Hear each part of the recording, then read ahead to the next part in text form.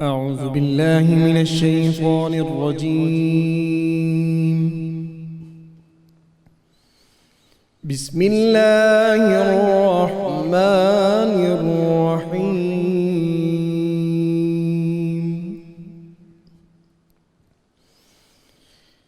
فاذكروني أذكركم واشكروا لي ولا تكفرون.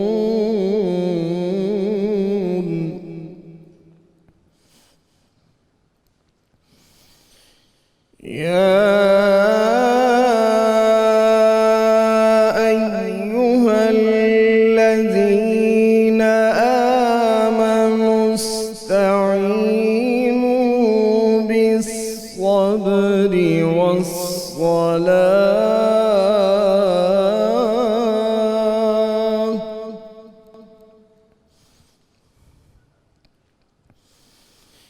إن الله مع الصابرين.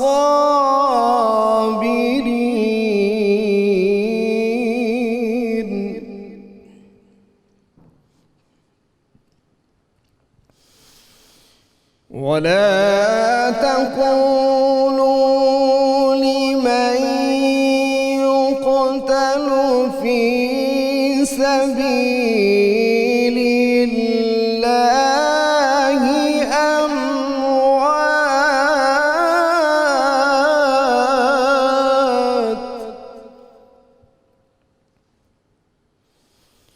بل أحياء ولكن لا تشعرون.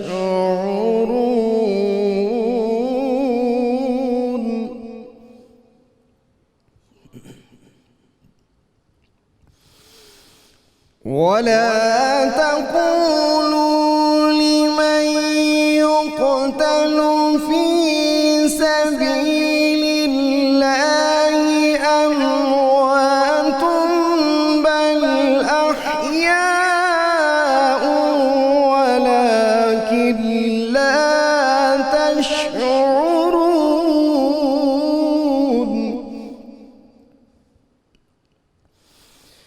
ولنبلونكم بشيء من الخوف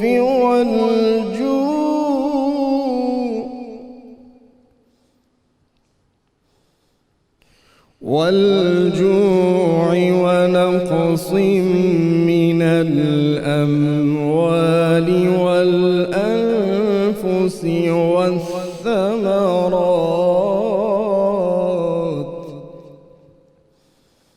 وبشر الصابرين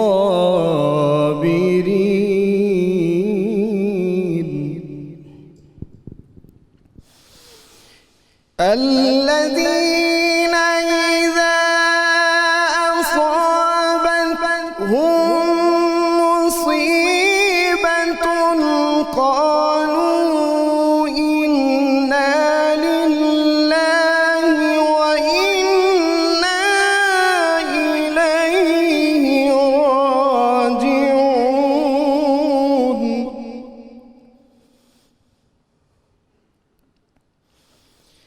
الذين إذا أصابتهم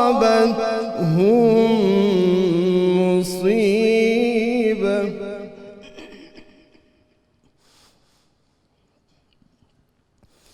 قالوا إنا لله وإنا إليه راجعون.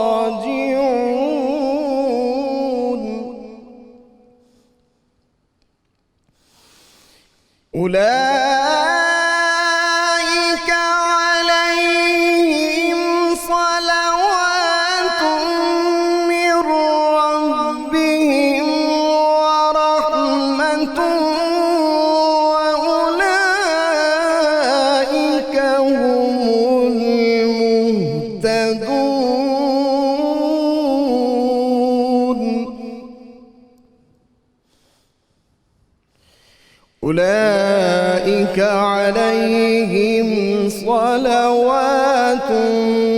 من ربهم ورحمة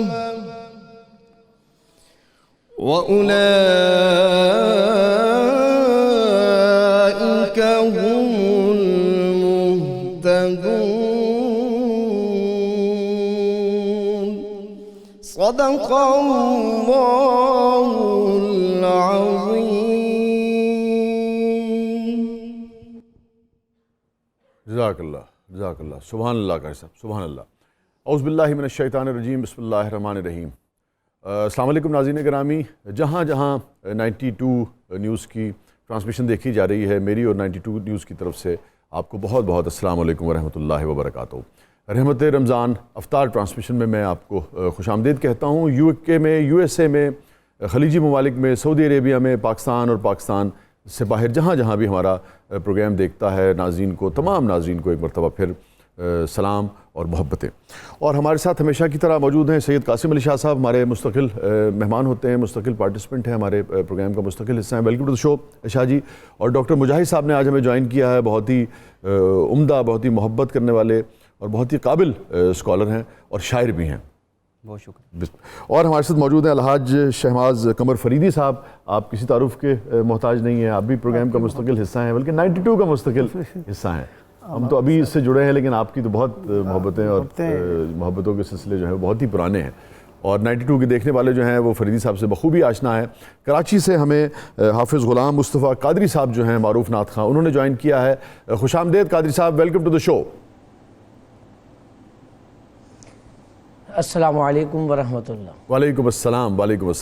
میں تھوڑی دیر میں ہمیں معروف اداکار ہیں، ہوسٹ ہیں، RJ رہے ہیں فخر عالم صاحب، وہ بھی ہمیں جوائن کریں گے. اور آج انشاءاللہ تعالیٰ ایک ایسی ہستی ہمیں جوائن کرے گی جو میں سمجھتا ہوں کہ پاکستان میں سے وہ لوگ جیسے ایدھی صاحب تھے، اللہ تعالیٰ ان کو اپنے جوار رحمت میں جگہ دے، بہت ہی بلند درجہ عطا فرمائے، جنت الفردوس میں اعلیٰ مقام عطا فرمائے. اور ان کے بعد جو لوگ آئے ہیں، اور میں سمجھتا ہوں کہ جو اس پائے کا اور اس خلوص سے کام کر رہے ہیں کہ اگر ان کو نوبل پرائز بھی ملے تو وہ نوبل پرائز کا فخر ہوگا، یہ ان میں سے ایک ہے. نام میں ابھی آپ کے ساتھ بعد میں شیئر کروں گا، تھوڑا سا سسپینس رہے گا. میرے تو بہت ہی محبوب ہیں، میری بہت ہی پسندیدہ جو شخصیات ہیں پاکستان میں سے، ان میں سے ایک ہیں. وہ بھی ہمیں جوائن کریں گے. مگر آج کا جو موضوع ہے جس پر ہم ڈاکٹر مجاہد صاحب سے اور شاہ صاحب سے اور یقیناً جو ہمارے دوست آئیں گے ان سے بھی ہم بات کریں گے، وہ ہے صبر اور امید. کل ہم نے صبر پر شاہ صاحب سے جو بات کی تھی وہ سماجی حوالوں سے بات کی تھی. یہ الگ بات ہے کہ ہماری تربیت سماجی تربیت ہے، وہ بھی دین کرتا ہے. دین کا حوالہ کل بھی موجود تھا، مگر آج خاص طور پہ دین کے معاملات کے حوالے سے دین اسلام جو ہے وہ صبر کرنے کے حوالے سے کیا ہمیں تلقین کرتا ہے، کس قسم کے صبر کا، کس قسم کے حوصلے کا ہم سے متقاضی ہے، اور اس کے نتیجے میں کیا کچھ کس چیز کی نوید جو ہے وہ ہمیں سنائی گئی ہے. مگر جو صبر کی انتہا ہے، جو صبر کرنے والے کی جو گریس ہے، تو مجھے ایک چھوٹا سا واقعہ آپ کے ساتھ میں شیئر کرتا چلوں. ایک بہت ہی محترم اور مقدس ہستی جو تھے، ایک دن ان کی اہلیہ نے اچانک ان سے یہ تقاضا کیا کہ آپ مجھے الگ کر دیجئے، مجھے طلاق دے دیجئے. دونوں بہت ہی یعنی کہ جیسے کہ یہ بہت ہی باعمل مسلمان تھے.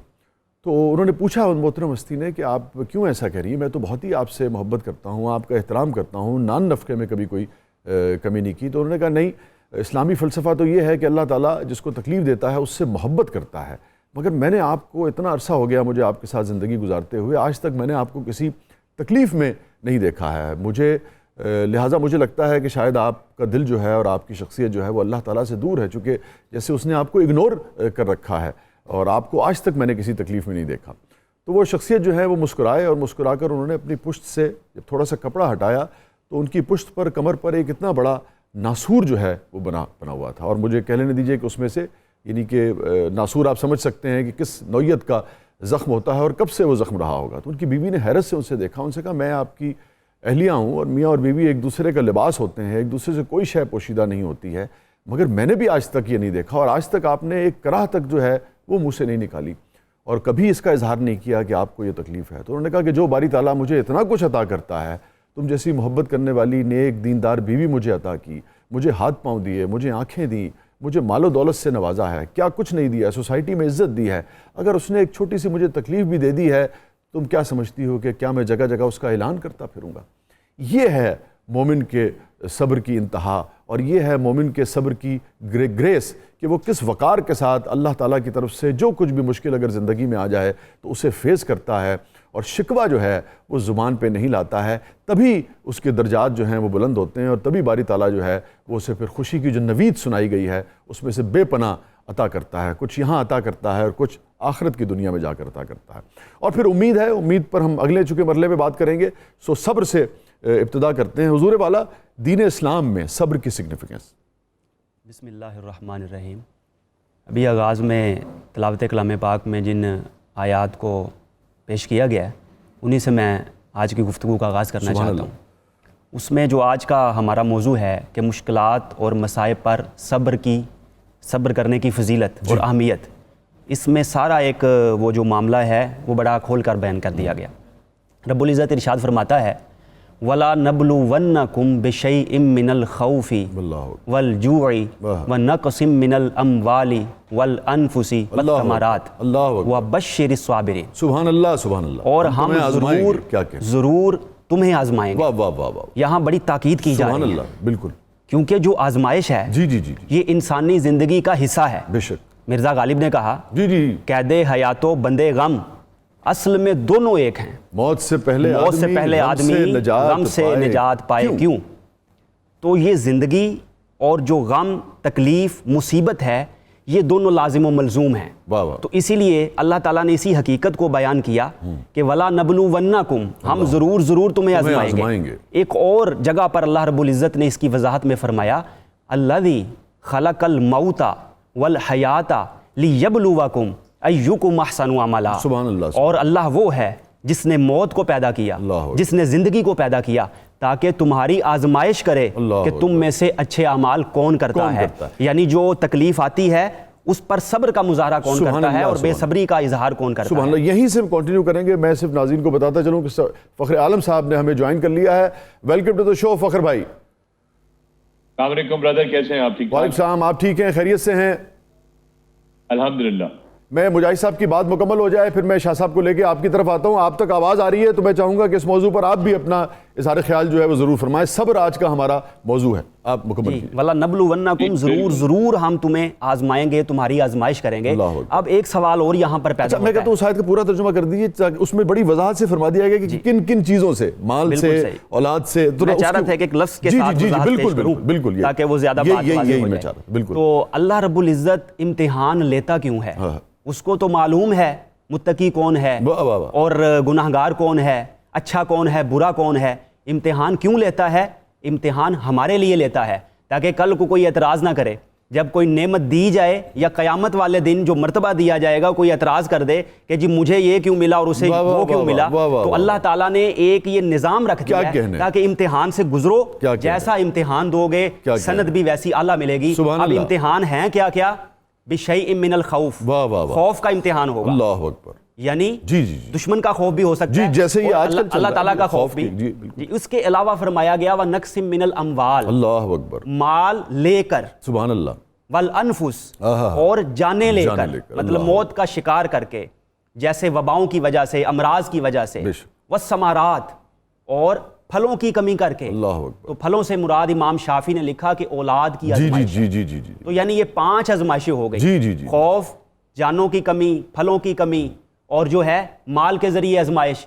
اور یہ جو 5 چیزیں ہیں یہ ہر انسان کو الگ الگ آزمائش سے گزارا جاتا ہے، لیکن ایک ہستی وہ ہے شاہ صاحب جن کے اندر یہ 5 کی 5 آزمائشیں آ گئیں اور ان کو 5 آزمائشوں کے ساتھ آزمایا گیا اور امتحان لیا گیا۔ وہ ہستی ہے سیدنا امام حسین رضی اللہ تعالی عنہ کی۔ کربلا کے اندر ان کے یہ 5 امتحان لیے گئے اور انہوں نے جس صبر کا پھر مظاہرہ کیا، جس عالی شان صبر کو انہوں نے لوگوں کے سامنے رکھا اور مثال پیش کی، تو وہ سید الصابرین کہلائے۔ بے شک۔ تو اللہ رب العزت نے انہیں سید الصابرین بنایا اور پھر نبی کریم صلی اللہ علیہ وآلہ وسلم کا یہ نواسا سید الشہداء کہلایا۔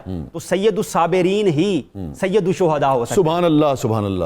شاہ جی کچھ اس میں گو کہ آپ نے کل سماجی حوالے سے بات کی تھی، لیکن میں چاہوں گا کہ اس حوالے سے بھی ضرور آپ۔ شاہ صاحب اس میں دیکھیے یقیناً پھل کا بڑا اچھا انہوں نے ایک معنی بتایا امام شافعی کے حوالے سے۔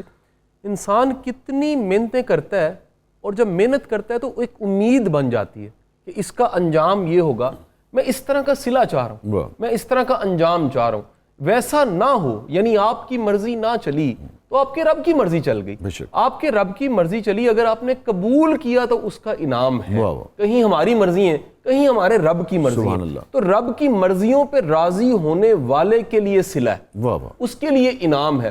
اور یہ کیا خوبصورت اس کا آیت کا اختتام ہے کہ جو بشارت ہے, جو خوشخبریاں ہیں, جو خیر ہے, رب کہہ رہا ہے, اللہ کہہ رہا ہے کہ خوشخبریاں خیر وہ ان کے لیے ہے جنہوں نے صبر کیا. تو اس سے بڑا انعام کیا ہو سکتا ہے کہ آپ کو شاہ صاحب کو بڑا کہے جی السلام علیکم اور آپ کو مبارک ہو, یا آپ کے لیے خوشخبری ہے. کائنات کا مالک رب کہہ رہا ہے کہ ان کے لیے خوشخبری ہے جنہوں نے یہ 5 آزمائشوں پہ پورے اترے. اچھا, خوف پہ ایک اور چیز میں ایڈ کرتا جاؤں. شاہ صاحب, دنیا میں ایک انسان کا بچہ 2 خوف لے کر آتا ہے, بلندی سے گرنے کا خوف, بلند آواز کا خوف.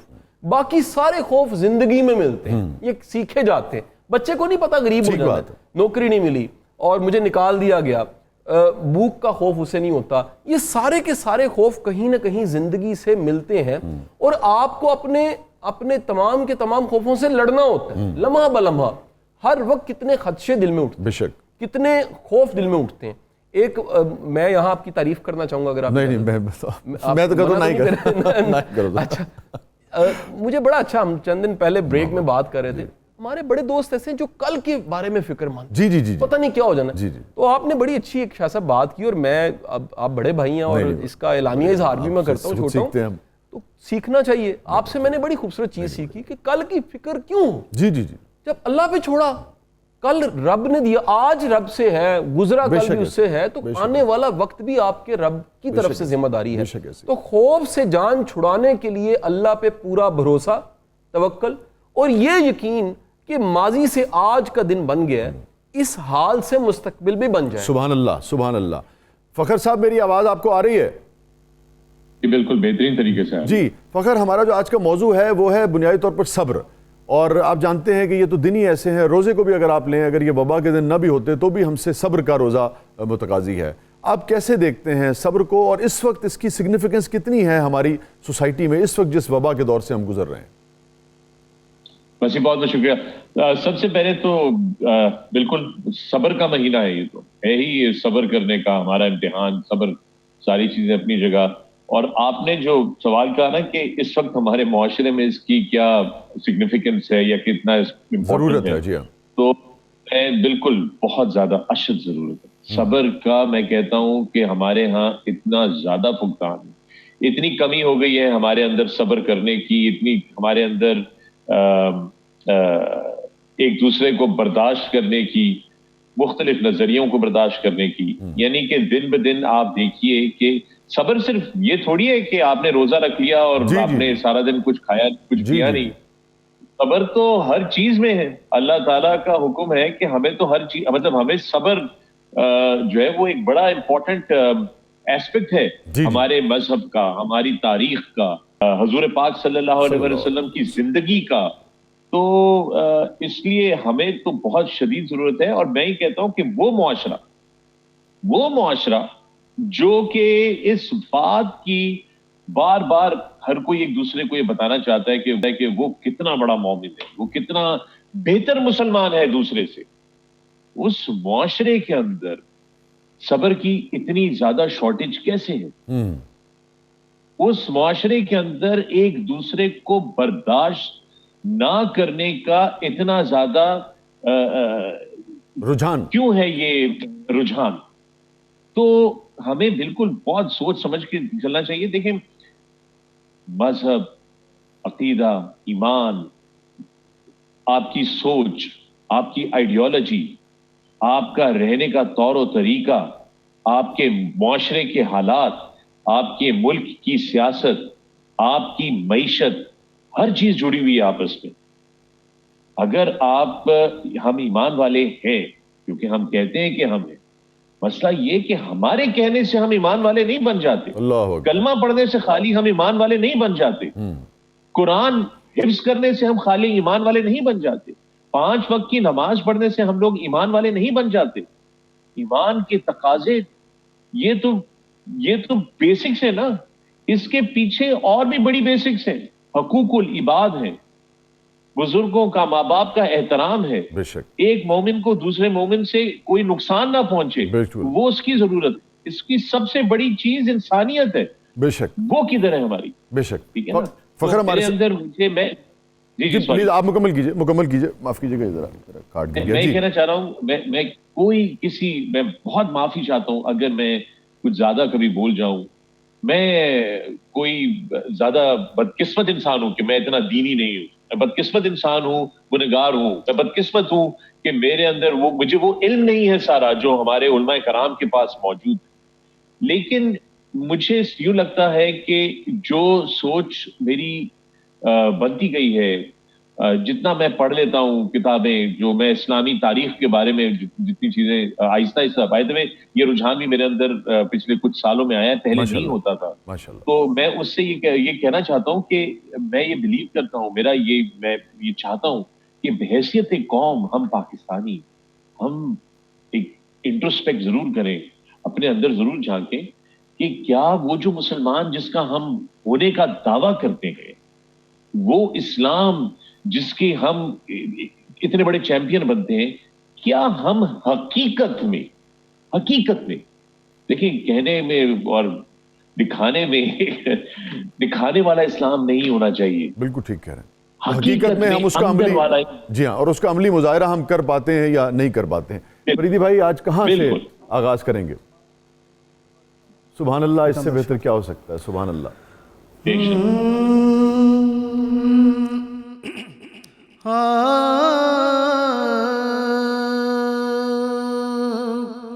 بگڑے سارے کم بنادا اللہ ساریاں دی گل بنادا اللہ ساریاں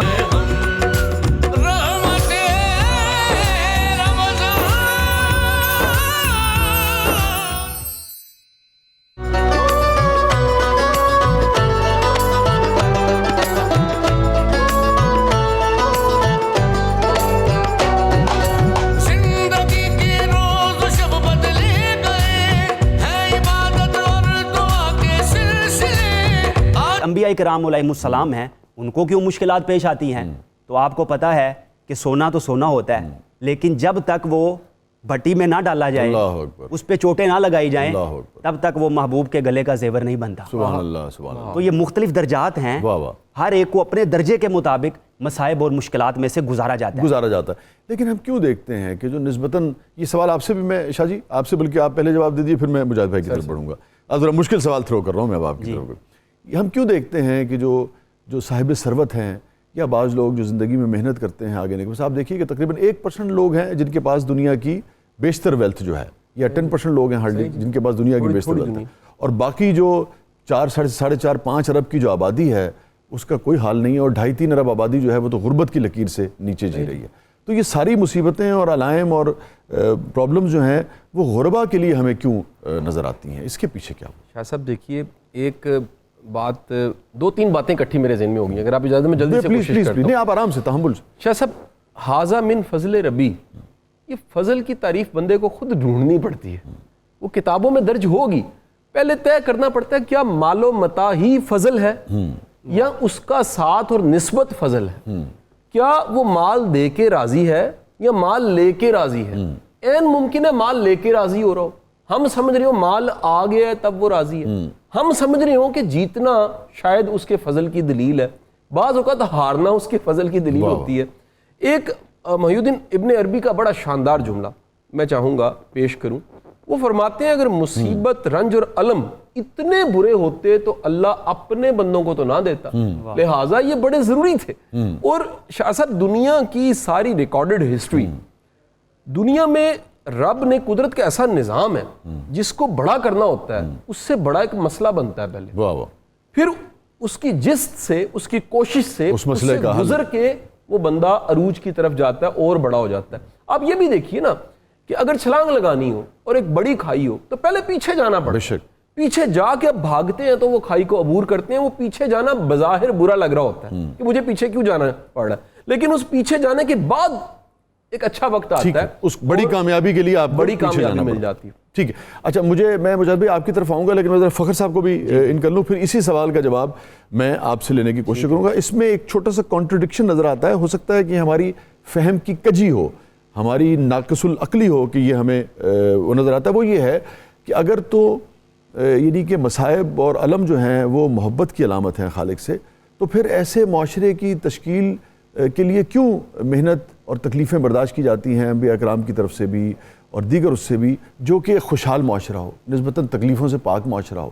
یہ کیا اس میں اس کے پیچھے کیا راز ہے؟ بظاہر تو تضاد نظر آتا ہے آپ دونوں سے. میں نے کہا آج میں مشکل سوال لے کے آیا ہوں تھوڑے سے. فخر بھائی یہ فرمائیے کہ آپ کو ہمیشہ ہم نے دیکھا سیلاب کے دنوں میں بھی, دیگر اس میں بھی, میں نے کہا مجھ سے ایسا مشکل سوال نہ کیجیے گا. نہیں, میں آپ سے وہ سوال کر رہا ہوں جو آپ کرتے رہے ہیں.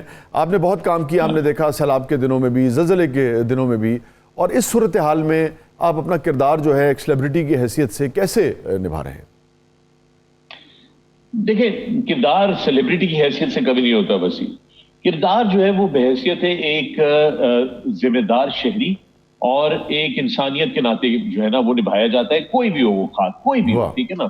تو میری طرف سے ہم سب برابر ہیں اور ہم سب ایک جیسے ہی ہیں. دیکھیں اس وائرس نے آپ کو کیا چیز بتائی. اس وائرس نے یہ بتایا کہ قدرت کا نظام ہے نا, ایک بیماری ہے, ایک وائرس ہے, قدرت کا نظام کس کا نظام ہے؟ پروردگار کا نظام ہے, اللہ تعالیٰ کا نظام ہے.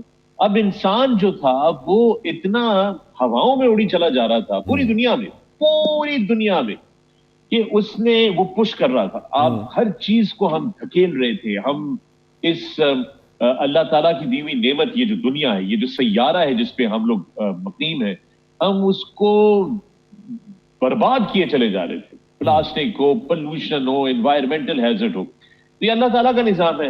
اب جب ہم اپنی اوقات سے باہر نکلے تو ہلکا سا ایک بس یوں سمجھے کہ انگلی یوں ٹچ ہوئی ہے ہمیں, ٹھیک ہے نا, ایسی چیز جو کہ آپ کو نظر بھی نہیں آتی انلیس کہ آپ مائکروسکوپ لے کر بیٹھے, اس نے پوری دنیا کو اپنے گھٹنوں پہ بٹھا دیا.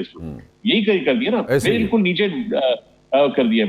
بڑی سے بڑی سپر پاور جس کے پاس بڑے سے بڑے میزائل ہیں, وہ بھی فارغ ہو کے بیٹھی, اس کو سمجھ نہیں آ رہی. امریکہ کا آپ حالت دیکھ لیں, امریکہ میں کیا ہو رہا ہے اس وقت آپ کے سامنے ہے نا. تو میں یہ کہتا ہوں کہ ہمیں اپنے طور و طریقے بدلنے ہوں گے.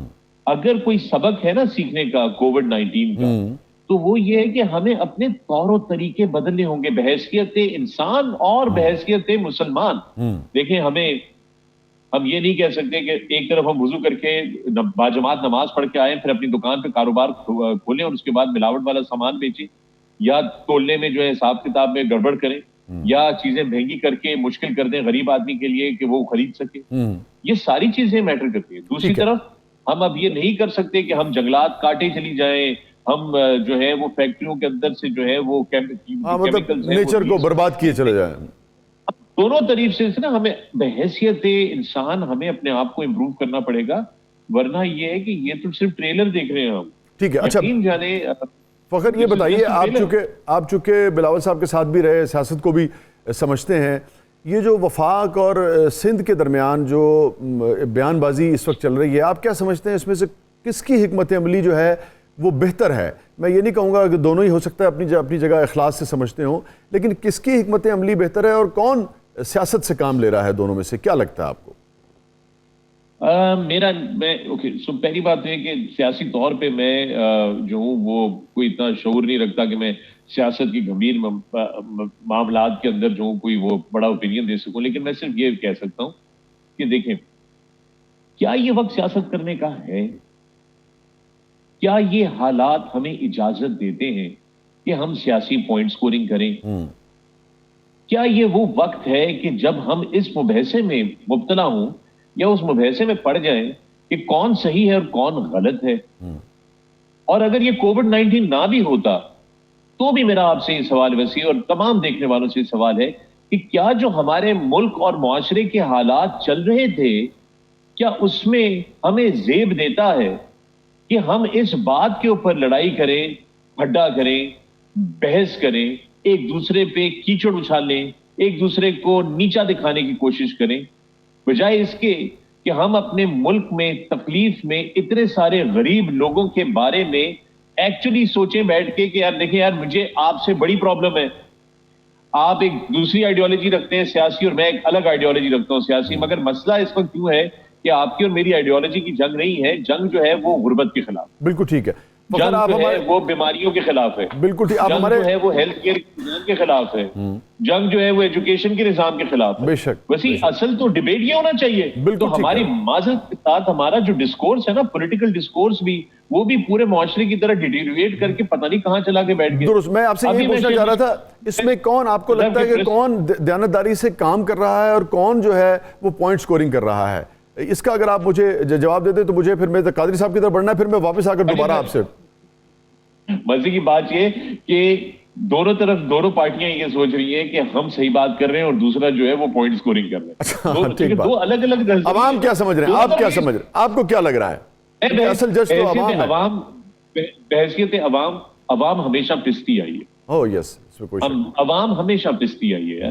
آپ جو مرضی, مجھے آپ ایک چیز بتائیے کہ اس ملک میں سیاسی جدوجہد کیوں ہوتی ہے؟ اس ملک میں سیاسی جدوجہد ہوتی ہے یا تو طاقت میں آنے کے لیے, یعنی کہ پاور میں آنے کے لیے, سیاسی اقتدار حاصل کرنے کے لیے. اس ملک میں سیاسی جدوجہد ہوتی ہے کہ یہ جناب یہ قانون جو ہے جس کے تحت آج ہم سے سوال اٹھائے جا رہے ہیں یا ہمیں خام خواہ کا احتساب میں رگڑا جا رہا ہے, ہماری اور احتساب کو پولیٹیکل وکٹمائزیشن کے ساتھ ملایا جا رہا ہے. کبھی آپ نے یہ سوچا ہے کہ کسی سیاسی, اس ملک کے کسی سیاستدان نے یہ کہا ہو کہ ہم جو ہے وہ اینٹ سے اینٹ بجا دیں گے اگر آپ لوگوں نے اگلے 12 مہینے کے اندر ہمارے صوبے کے ہر گاؤں میں ایک سکول نہ بنایا اور اس سکول میں ایک مسلسل ٹیچر نہ رکھا؟ کبھی آپ نے اس طرح کا دعویٰ سنا ہے کسی کا؟ کبھی کسی سے آپ نے اس طرح کا نعرہ سنا؟ بالکل ٹھیک, کبھی نہیں سنا. ہم کراچی ہی جاتے ہیں اور ذرا قادری صاحب کی طرف بڑھتے ہیں. قادری صاحب کہاں سے آغاز کریں گے؟ بسم اللہ الرحمن الرحیم. میں انشاءاللہ نعت شریف سے آغاز کرتا ہوں. جی بسم اللہ. اور اس کے چند اشعار بسم اللہ آپ کے سامنے پیش کرتا ہوں. بسم اللہ. میرے دل کی زمین پر ہے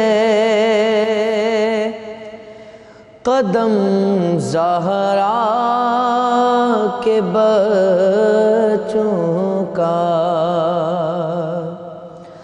میری نسلوں پہ ہے دستے کرم زہرا کے بچوں کا.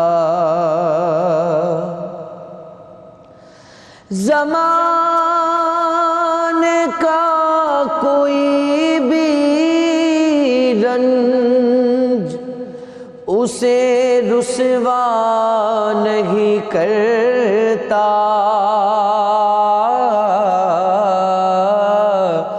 سکونت پالے جس سینے میں غم زہرا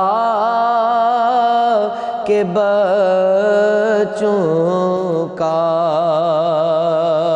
سکونت پالے جس سینے میں غم زہرا کے بچوں کا.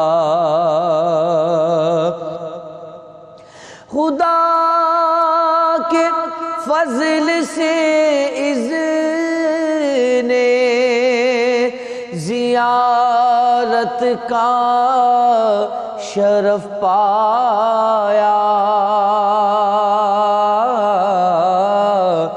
زہے قسمت میں دیکھایا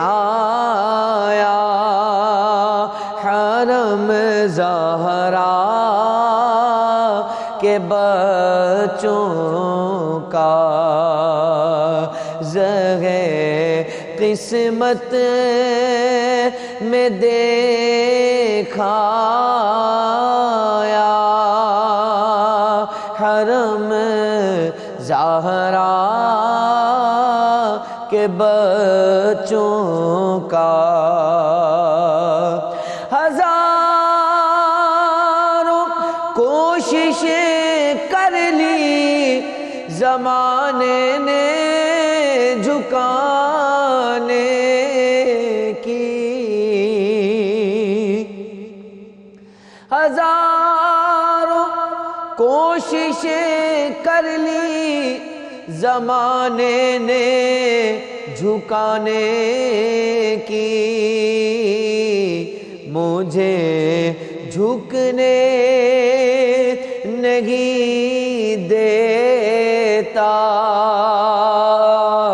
مجھے جھکنے نہیں دیتا، بھرم زہرا کے بچوں کا، مجھے گرنے نہیں دیتا، کرم زہرا کے بچوں کا، میرے دل کی زمین پر ہے قدم زہرا کے بچوں کا، میری نسلوں پہ ہے دست کرم زہرا کے بچوں کا۔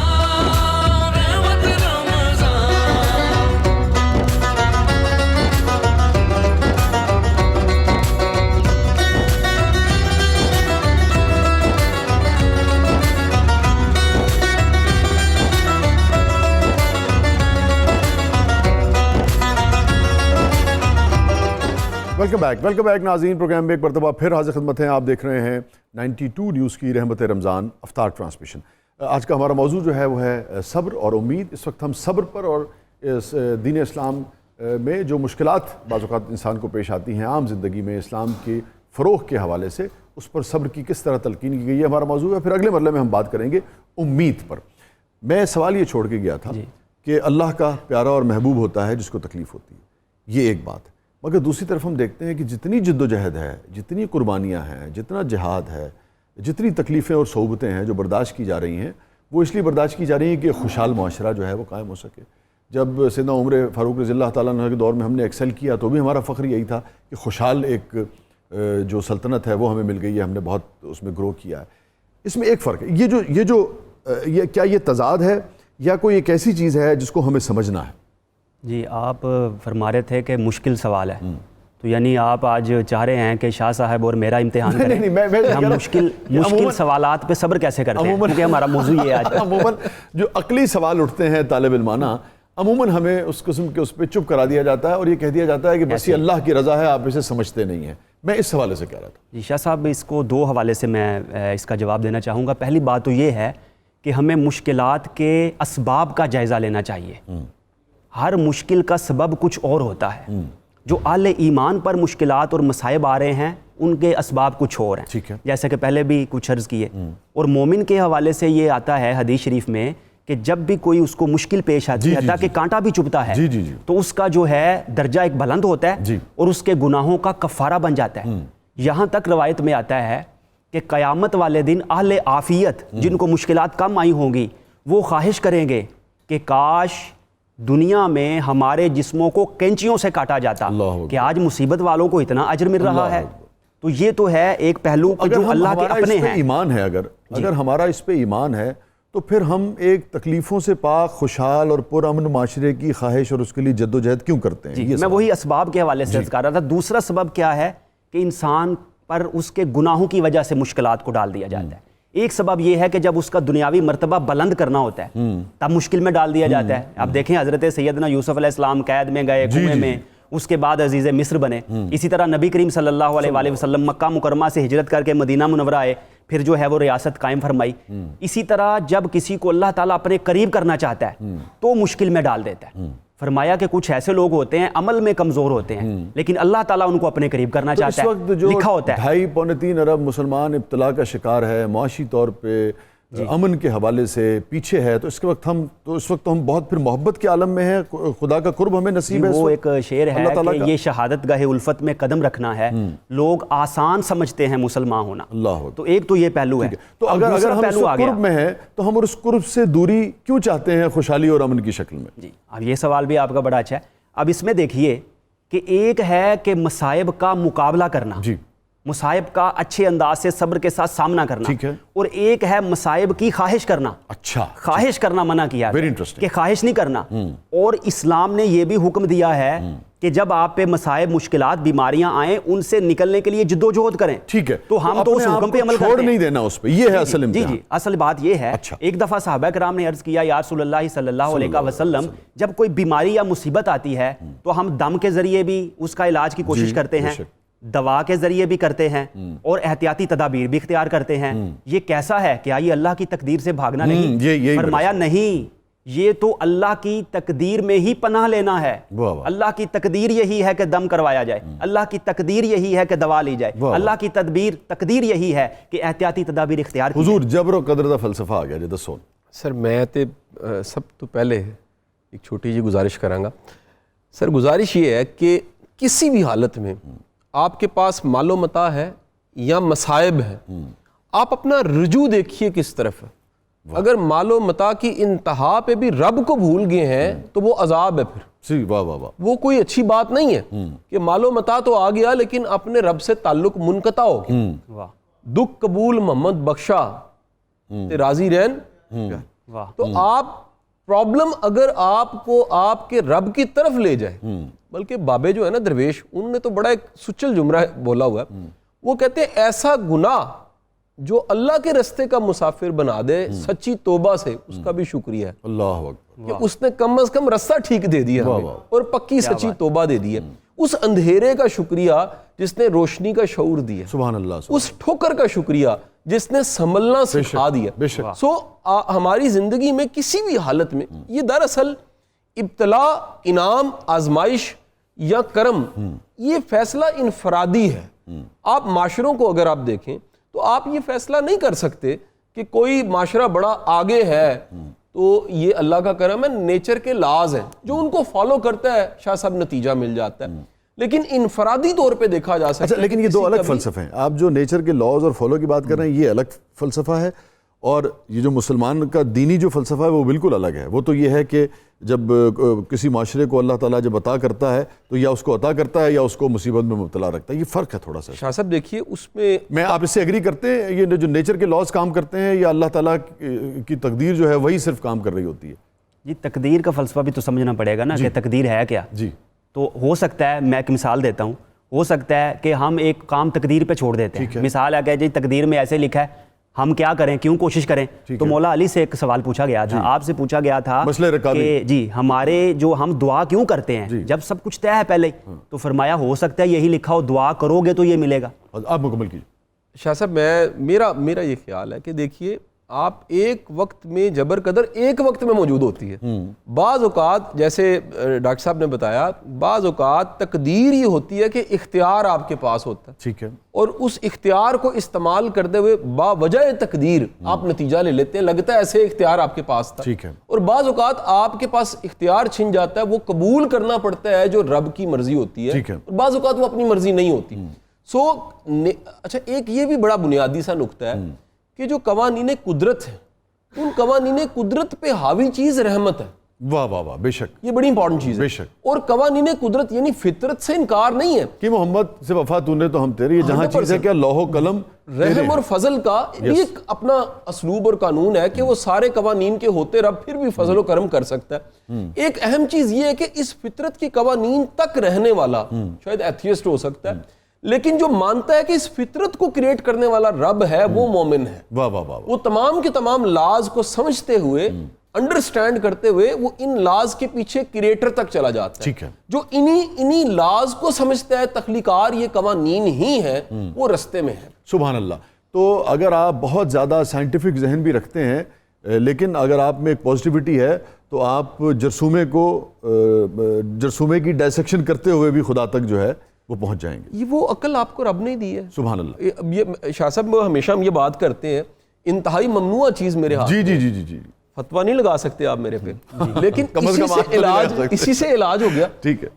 یہ جب میرا یقین ہے کہ کرونا کا علاج بھی جب ہوگا تو اسی طرح کوئی ادھر ادھر کی چیزوں میں سے ہی ہو جانا ہے. واہ واہ.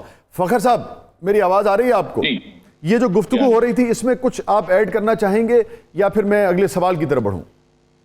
میں بڑی زبردست گفتگو ہو رہی ہے. میں ایک چیز آپ کو بتاؤں کہ میں تقریباً یہ تھا 2001 کی بات ہے، 2002 کی، غالباً 2002 میں عمرے پہ گیا. بڑا انٹرسٹنگ چیز ہے، میں یہ آپ لوگوں کے ساتھ شیئر کرنا چاہتا ہوں. میں عمرے پہ گیا تھا تو عمرے پہ وہاں پہ رمضان کا مہینہ تھا. بڑا میں پروردگار کا بڑا مجھ پہ کرم کہ مجھے موقع ملا. تو وہاں پر کچھ پاکستانی حضرات تھے جو مجھے پہچانے اور انہوں نے مجھے کہا کہ اگر آپ کی خواہش ہو فخر بھائی تو ہم آپ کو ہماری امام کعبہ تک جو ہے وہ رسائی ہے، تو ہم آپ نے اگر ان سے ملاقات کرنی ہے، کیونکہ لوگوں کو ہوتا ہے کہ یہ امام کعبہ سے بھی ملاقات ہو جائے. تو وہ انہوں نے کہا کہ وہ شام کو اتنے بجے آپ جو ہے نا افطار سے پہلے وہاں پر ہوں گے اور اس کے بعد پھر وہاں پر بھی اسی ایک جگہ پہ بیٹھے ہوئے آپ کو ملیں گے. تو اگر آپ نے ملنا ہو تو میں وہ کر سکتا ہوں، لیکن چونکہ کافی طویل ان کے ارد گرد ایک ہجوم ہوتا ہے جب وہ آتے ہیں، اور جان پہچان کے تھرو اگر آپ کو ملاقات کا ایک وقت مل جائے. تو میں نے کہا جی ٹھیک ہے، لیکن مجھے تو عربی آتی نہیں ہے. تو انہوں نے کہا نہیں وہ میں آپ کے لیے کوئی مسئلہ نہیں، میں آپ کے ساتھ ہوں. تو خیر ہم جب میرا فائنلی مجھے جب یہ موقع ملا ان سے ملنے کا، تو میں نے ان سے میں نے کہا جی میں کچھ سوال کرنا چاہتا ہوں. تو اس میں میرا پہلا سوال یہ تھا کہ جی میں جو ہوں وہ ٹی وی پہ آتا ہوں اور یہ انٹرٹینمنٹ کی دنیا سے تعلق ہے، موسیقی اور اداکاری اور ٹی وی پریزنٹیشن اور یہ ساری چیزیں. تو چونکہ میں اس وقت عمرے پہ تھا اور بڑی ایک ایسی کیفیت میں انسان چلا جاتا ہے اپنے، تو میں نے کہا کہ میں یہ جاننا چاہتا ہوں اب میں یہاں پر ہوں کہ کیا یہ جو میں کر رہا ہوں زندگی میں کیا یہ صحیح ہے، چونکہ ہمارے ہاں موسیقی اور اس کے اوپر بڑا حلال اور حرام کا سوال ہوتا ہے، بحث آ جاتی ہے، یہ ہوتا ہے. تو وہ خیر ترجمہ کرتے تھے عربی میں جو صاحب میرے ساتھ ایک اور تھے، اور ایک اور صاحب بھی جو تھے وہ ان کو بتا رہے تھے. تو انہوں نے مجھے جواب دیا بڑے میری مطلب بالکل میری طرف دیکھ کے بڑے سیریس چہرے کے ساتھ. انہوں نے کہا کہ مجھے ایک چیز بتاؤ کہ تمہیں یہاں کون لایا میرے پاس؟ تو میں نے کہا جی یہ لے کر آئے صاحب جو تھے پاکستانی جو بھائی تھے. تو انہوں نے کہا یہ ان کو تم کیسے جانتے ہو؟ میں نے کہا جی میں یہی ملاقات ہوئی ہے. کہتے ہیں اچھا ملاقات کیسے ہوئی؟ میں نے کہا بس وہ انہوں نے مجھے پہچانا تو مجھ سے بات ہوئی. انہوں نے کہا مجھے ایک چیز بتاؤ کہ تم یہاں کیسے آئے ہو؟ میں نے کہا جی مطلب اس طرح سب آتے ہیں عمرے کے بعد ویزا لے کے ٹکٹ لے کے. کہتے نہیں یہاں یہ پروردگار کا کہ یہ جو ہے یہ اللہ کا گھر ہے، اس کے بلاوے کے بغیر یہاں پر کوئی قدم نہیں رکھ سکتا. اللہ اکبر. انہوں نے مجھے بتایا کہ یہاں پہ یہ بڑے بڑے ہوٹل دیکھ رہے ہو تم سامنے جو خانہ کعبہ کے بنے ہوئے ہیں جی. تو انہوں نے کہا ان ہوٹلوں میں نا بڑے مہنگے مہنگے اوپر کمرے، بہت مہنگے والے کمرے، وہ جو خانہ کعبہ کا جہاں سے مکہ ٹاور وغیرہ جو ہے ٹاور وغیرہ جو وہاں سے ہلٹن ہے وہاں سے ویو نظر آتے ہیں. کہتے ہیں ان کے اوپر جو سپر رائل سویٹس اور پریزیڈنشل سویٹ ہے نا اس میں ارب پتی لوگ آتے ہیں، اور وہ آتے ہیں اور آ کے ان میں سے ایسے بدقسمت بھی ہیں کہ وہ یہاں تک تو آ جاتے ہیں مگر پھر ان کی طبیعت خراب ہو جاتی ہے. 3 دن تک وہ کمرے میں پڑے رہتے ہیں اور چوتھے دن ان کا ٹائم ختم ہو جاتا ہے، ان کی فلائٹ کے وقت ہو جاتا ہے، وہ وہیں سے چیک آؤٹ کرتے چلے جاتے ہیں. وہ پروردگار کے گھر کے اندر قدم نہیں رکھ سکتے. اللہ اکبر. اللہ کی شکل دیکھو. تو انہوں نے کہا اس لیے اگر تم یہاں تک آ گئے اور تم طواف کر رہے ہو تو اس کا مطلب ہے کہ رب نے تمہیں اجازت دی اور تمہارا بلاوا آیا تو تم آئے. پہلی بات تو یہ کلیئر کر لو اپنے دماغ میں. اور دوسری چیز یہ ہے کہ تم نے کہا انہوں نے تمہیں یہاں پہچانا، تو جو عزت دینے والا ہے اس نے تمہیں اتنی عزت دی کہ اس کے گھر پہ بھی آؤ کہ تمہیں یہاں پر بھی کسی نے پہچان لیا. میں نے کہا جی تو پھر اگر تم زندگی میں شاید کوئی نہ کوئی تو صحیح کام کر رہے ہوگے کہ اللہ نے تمہارے اوپر یہ نہیں کہا کہ تمہارے لیے دروازے بند ہیں یہ سارے کے سارے، تم یہاں نہیں آ سکتے. تو میں آپ کو ایک چیز بتاتا ہوں کہ ہر انسان کو نا جستجو ہوتی ہے، سوال پوچھنا ہے ہمیں، اور ہمیں اپنے اندر انٹروسپیکٹ اپنے اندر دیکھنا ہے کہ اندر سے ہمیں جو ہے نا یہ اللہ تعالیٰ ہم سے کیا چاہتا ہے، پروردگار ہم سے کیا کام لینا چاہتا ہے، پروردگار ہمیں مشکل میں کیوں ڈالتا ہے. جو ابھی آپ بات کر رہے تھے نا کہ کچھ ایسے لوگ ہوتے ہیں جن کو پتہ نہیں بڑی مشکل میں ڈال دیتا ہے، اور جو ایسے لوگ ہوتے ہیں جن کے پاس دنیا کی ساری چیزیں ہوتی ہیں ان کو کوئی مشکل نہیں ہوتی. یہ تو اندر کا سوال ہے کہ آپ کے پاس ہو سکتا ہے کہ آپ کے پاس دنیا جہان کی دولت ہو اور آپ جائیں مکہ ٹاور کے مہنگے ترین ہوٹل کے مہنگے ترین سویٹ میں چیک ان کر لیں اور آپ طواف کرنے کے لیے نیچے نہ اتر سکیں کیونکہ آپ کی طبیعت خراب ہو جاتے ساتھ ہی. یعنی کہ یہ اللہ تعالیٰ کا کیا نظام ہے. پھر میرا سوال چونکہ اور بھی بہت سارے تھے تو میں ایسی بات کرتے کرتے سائنس اور ٹیکنالوجی پہ نکل گئی بات میرے منہ سے تھوڑی بہت. تو انہوں نے کہا کہ بھیا یہ بتاؤ تم یہاں کیسے آئے. پھر وہی سوال, میں نے کہا جی وہی جس طرح باقی سب آتے ہیں اس طرح آیا. نہیں تمہارا سفر کیسا تھا؟ میں نے کہا جی سفر اچھا تھا, جہاز میں آیا. ٹھیک. انہوں نے کہا کہ جہاز پہ آئے. میں نے کہا جہاز کس نے بنایا؟ میں نے کہا کمپنی نے. کہا نہیں کس نے بنایا, ایجاد کس کی ہے, بناتا کون ہے؟ میں نے کہا بوئنگ والوں کا جہاز تھا اور انسانوں نے بنایا, انسانوں کی دریافت ہے, انسانوں کی ہوا ہے. تو انہوں نے کہا تو اور انسان کس نے بنائے؟ میں نے کہا پروردگار نے, اللہ تعالیٰ اشرف المخلوقات. تو کہتے ہیں بھائی تو یہ جو بھی چیزیں ہیں نا دنیا میں, یہ کائنات میں جتنی چیزیں نظر آ رہی ہیں یہ سب جو ہیں اس کی مرضی سے ہیں. اگین تم جو سوال پوچھتے ہو کہ تم آتے ہو ٹی وی پہ, کیمرہ کس نے بنایا؟ کیمرہ کس نے بنایا؟ انسان نے بنایا. سیٹلائٹ کس نے بنائی؟ انسان نے بنائی. سائنس کو یہ جو دریافت کیا انسان نے علم سے کیا, جو شعور اللہ تعالیٰ نے اس کو دیا, جو اللہ تعالیٰ کی کریشن ہے اس نے کیا.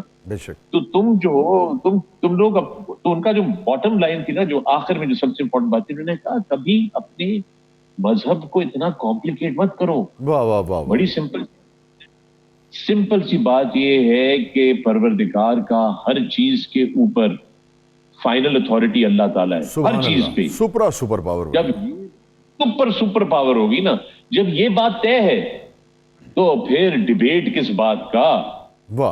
پھر اپنا دماغ کی طرف. تو میرا یہ جو انٹریکشن تھا, میں نے کہا میں آج آپ لوگوں سے شیئر کروں کیونکہ یہ زیادہ میں نے کبھی اس کے اوپر گفتگو نہیں. بہت اچھا کیا آپ نے, بہت اچھا کیا. اب یہ بتائیے کہ آپ کو علم تھا کہ دنیا بند ہونے والی ہے تو آپ نے کہا میں پہلی پوری دنیا کا چکر لگا لوں.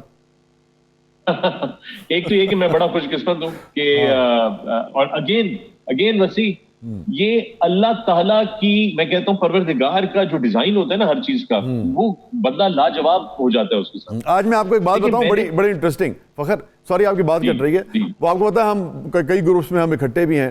تو آپ سے پہلے ایک ہمارے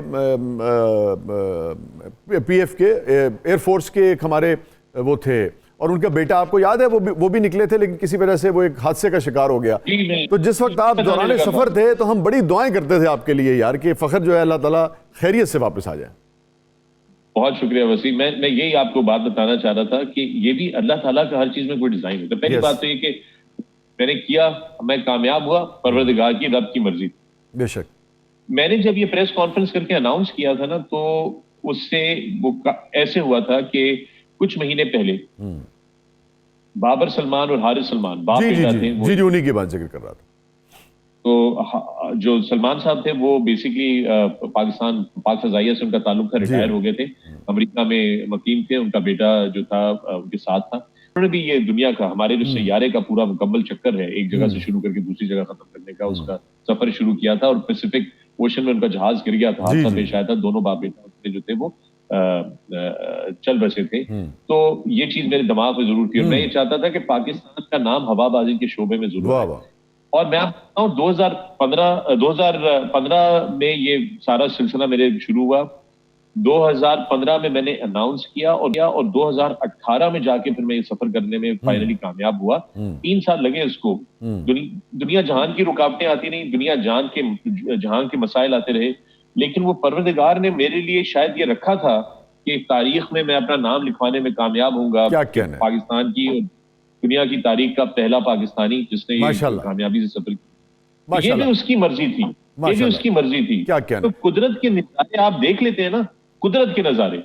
تو جب میں نارتھ پول کے قریب سے آرکٹک سرکل سے فلائی کرتا ہوا, جب میں نارتھ پیسفک کراسنگ کر رہا تھا بیرنگ اسٹریٹ کے اوپر سے, اور الٹے ہاتھ میں مجھے جو تھا وہ سارا نارتھ پول نظر آ رہا تھا, وہاں سے لے کے اپنا ایجپٹ کے صحرا سے, پیرامڈ سے لے کے آسٹریلیا کی بیک کنٹری سے میں جاؤں, اور میں پورے سفر میں, چونکہ میرا 23 دن کا سفر تھا, 23 دن میں پوری دنیا دیکھی.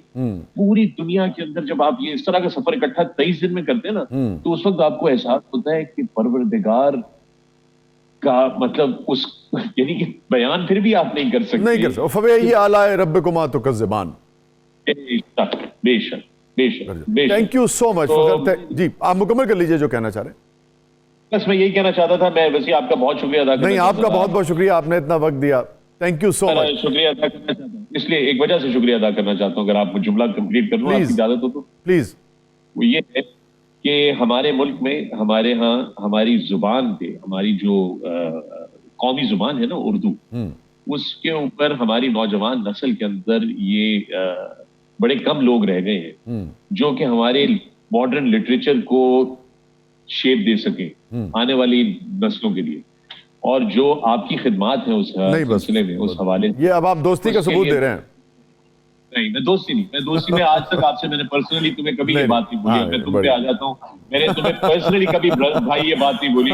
آج میں ٹی وی پہ یہ بات بول رہا ہوں. رمضان کا مہینہ ہے, روزے سے میں بھی ہوں, ایمان والے ہیں ہم, میں یہ کوئی اس میں وہ نہیں کر رہا. میں نے سوچا کہ آج میں یہ بات ریکارڈ پہ کہہ دوں کہ یور سروس. تھینک یو میری جان, اللہ آپ کو سلامت رکھے. آپ پرائیڈ ہیں, ہمارا بھی پرائیڈ ہے, دوستوں کا بھی اور پاکستان کا بھی. God bless you brother, God bless you, God bless you. Shahbaz بھائی بسم اللہ. بڑی خوبصورت بات ہو رہی تھی شاہ صاحب, صبر کا ہمارا موضوع بھی ہے, تو اس حوالے سے میاں محمد بخش صاحب کے کیا کہنے عطا ہو.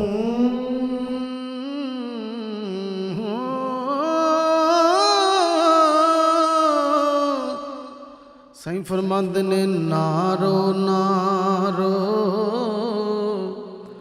او کرما سڑیے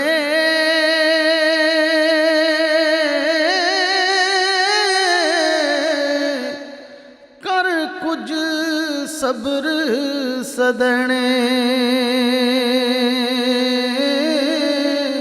او بے پرواہ نل او یاری لا کے تے پہندے نے دکھ سنے. سائیں فرماندے نے چپ رہ سے موتی ملسن تے صبر کرے تے ہیرے او پاگلا وانگو او رولا پایوں انہا موتی نہ ہیرے. کیا میسج دے رہے ہیں سرکار. فرماتے ہیں او سونی شکل تے او عاشق ہونا ایک آدھی جن آئی, عاشق ہو تو اس سونے دا جس یہ شکل بنائی, عاشق ہو تو اس سونے دا جس یہ شکل بنائی. تے مولا سارے کہندے تیرا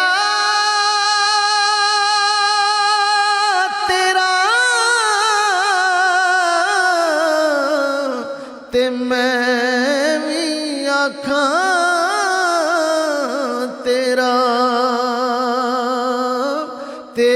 تے مولا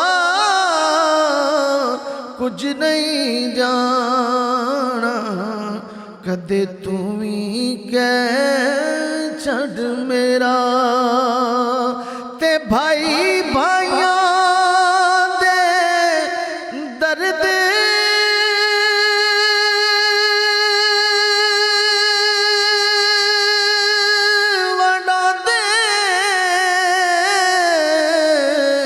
تے پائی پائیاں دیاں باواں باپ سراں دے اے تاج محمد تے ماواں ٹھنڈیاں چھاواں ٹر گئے نے دلدار دلاں دے چک مہارا اجڑی بستی او نظری آوے جد کنڈ دتی اے یاراں تے اچیاں لمیاں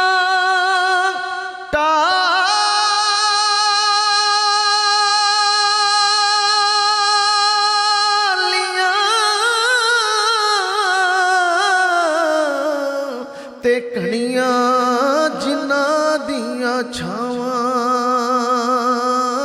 ہر ایک چیز بازاروں لب دی پر نہیں لب دیاں ماواں تے ماں مرے مک جاندے ماپے تے ویر مرن کنڈ خالی او ماواں باج محمد بخشا تے کون کرے رکھوالی او ماواں باج محمد بخشا تے کون کرے رکھوالی تے تو بیلی تے سب جگ بیلی ان بیلی وی بیلی پر سجنا باج محمد بخشا تے سنجی پئی اے حویلی پیار کرتا ہے نیازی یہ زمانہ مجھ سے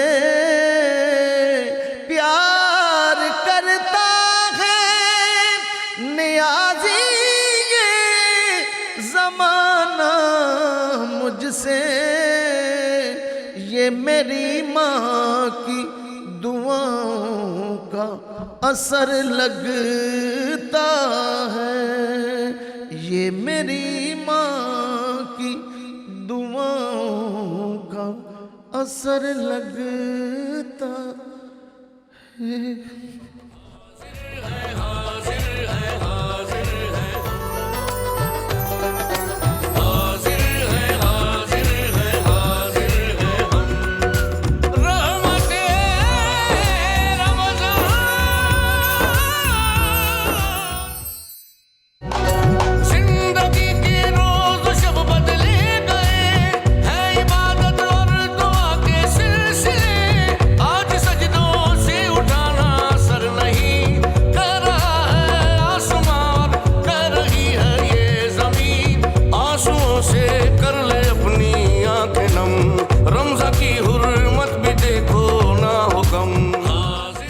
ویلکم بیک ناظرین، پروگرام میں ایک مرتبہ پھر حاضر خدمت ہیں. ہمارے ساتھ موجود ہیں قاسم علی شاہ صاحب، ڈاکٹر مجاہد صاحب اور 92 نیوز کے تمام دیکھنے والوں کے لیے میں عرض کر دوں کہ اب ہمیں جس شخصیت نے جوائن کیا ہے، شہباز قمر فریدی صاحب بھی ہمارے ساتھ موجود ہیں. اب جس شخصیت نے ہمیں جوائن کیا ہے، میرے ذاتی طور پر بھی یہ بہت پسندیدہ شخصیت ہیں، اور میں سمجھتا ہوں کہ جو جس لیول کی شخصیت ہیں یہ ان میں سے ہیں جن پر پاکستان یا کوئی بھی معاشرہ جو ہے وہ فخر کرتا ہے. اور جتنا تھوڑا بہت میں دین کو سمجھتا ہوں، اللہ تعالیٰ لازمی بات ہے کسی کے بارے میں آدمی فتویٰ تو نہیں دے سکتا ہے، مگر جو ان کا کام ہے یہ وہ لوگ ہیں، ان لوگوں میں سے ہیں جو پوری بستیوں کے نجات کا باعث بنتے ہیں. اور ان کے کام کا جو لیول ہے وہ لیول ہے جس میں میں سمجھتا ہوں کہ ان کو جو فیوچر میں انشاءاللہ اگر کسی وقت نوبل پرائز بھی ملتا ہے تو وہ نوبل پرائز کا فخر ہوگا کہ اس معاشرے میں رہتے ہوئے جتنا بڑا انہوں نے کام کیا ہے. اور میں جتنی گفتگو آپ سے کر رہا ہوں میرے پاس ٹھوس دلیل اور حقائق اور اعداد و شمار جو ہیں وہ اس کے پیچھے میری گفتگو کے پیچھے موجود ہیں، اس کے سپورٹ کے لیے موجود ہیں. میں جب ان سے ملتا ہوں تو مجھے پتہ لگتا ہے کہ 2 لاکھ لوگوں کے لیے انہوں نے 2 لاکھ خاندانوں کو، ایک خاندان میں ایوریج 5 سے 8 لوگ ہوتے ہیں، 2 لاکھ خاندانوں کو پتہ لگا جی کہ انہوں نے قرض حسن دیا اور 20 کروڑ روپے دے چکے ہیں. پھر جب ملاقات ہوتی ہے تو پتہ لگتا ہے کہ وہ 2 لاکھ جو ہیں وہ 4 لاکھ ہو چکے ہیں اور قرض حسنہ جو انہوں نے دیا ہے وہ 40 لاکھ سے اوپر چلا گیا ہے. پھر ملاقات ہوتی ہے تو پتہ لگتا ہے 6 لاکھ ہو گئے, 8 ہو گئے, 10 ہو گئے, 11 ہو گئے.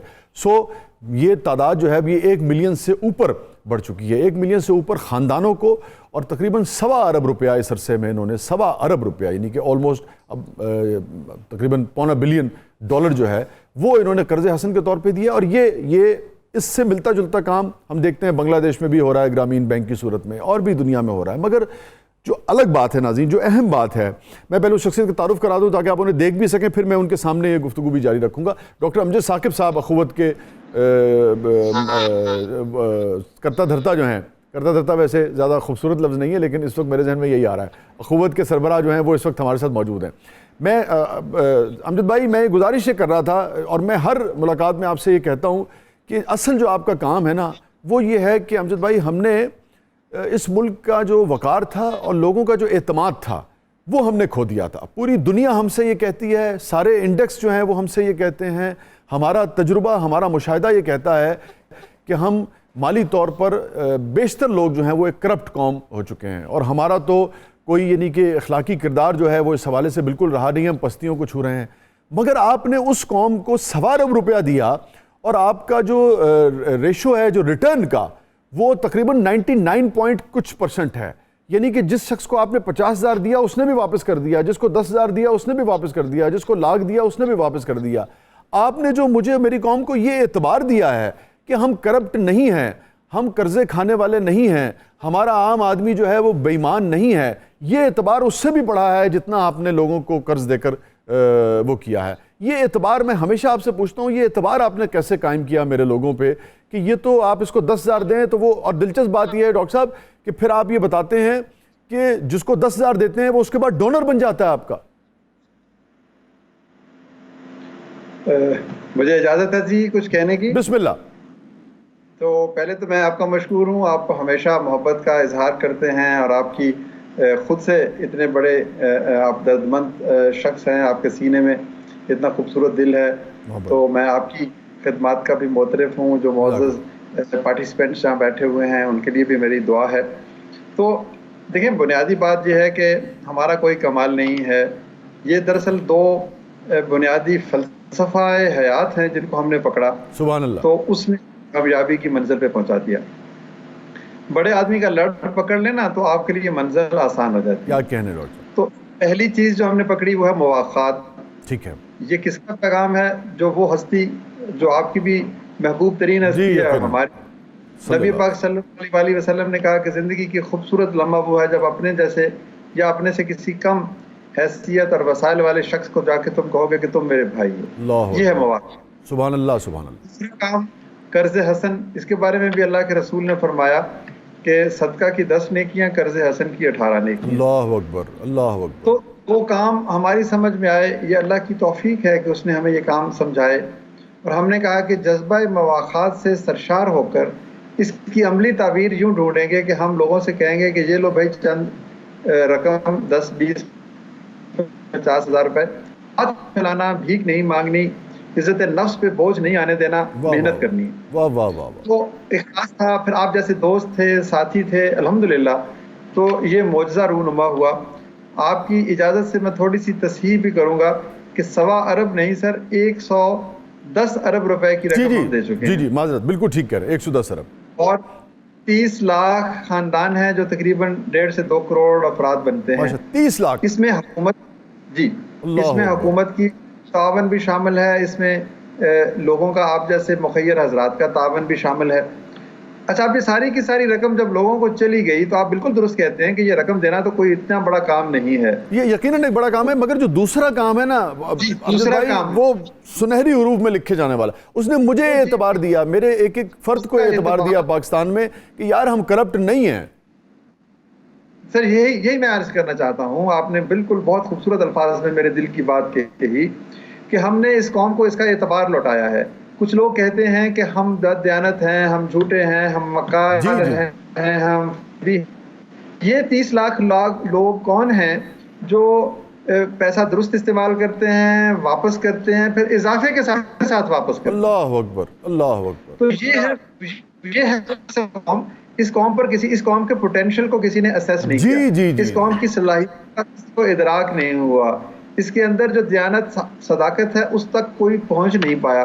لیکن بات یہ ہے، اس کا بھی میں آپ اصول بتا دوں، ہمارا کوئی کمال نہیں ہے، بات یہ ہے کہ آپ گلاب کی فصل بوئیں گے تو آپ کانٹوں کی فصل نہیں کاٹیں گے۔ سبحان اللہ، سبحان اللہ۔ آپ محبت کریں گے تو آپ کو نفرت اور دشنام ترازی کے تیر نہیں پڑیں گے۔ واہ واہ واہ۔ تو یہ تو دنیا کا ایک اصول ہے، قانون ہے کہ جو بھی شخص جس طرح سے بھی آپ اپنا ایک بندہ دھوکہ دے دے گا، دو دے دے گا، اگر آپ مسلسل محبت کرتے چلے جائیں گے تو ایک روز وہ خود محسوس کرے گا کہ میں غلط کیا۔ کیا کہنا؟ تو یہ ادارہ جو ہے، الادارہ جو ہے، قرضہ بھی ہم دیتے ہیں، مواخات بھی ہم کرتے ہیں، دیانت امانت کی تربیت بھی دیتے ہیں، اور لوگوں سے حسن سلوک کے ساتھ ایک ایسا ماحول اور ایک ایسا معاشرہ اور ایک ایسا سماج تعمیر کر رہے ہیں جس میں ایثار اور قربانی سکہ رائج الوقت ہوں، اور جس میں دیانت جو ہے وہ سب سے جسے کہتے ہیں کہ پاورفل ایک اصول زندگی کا ہو۔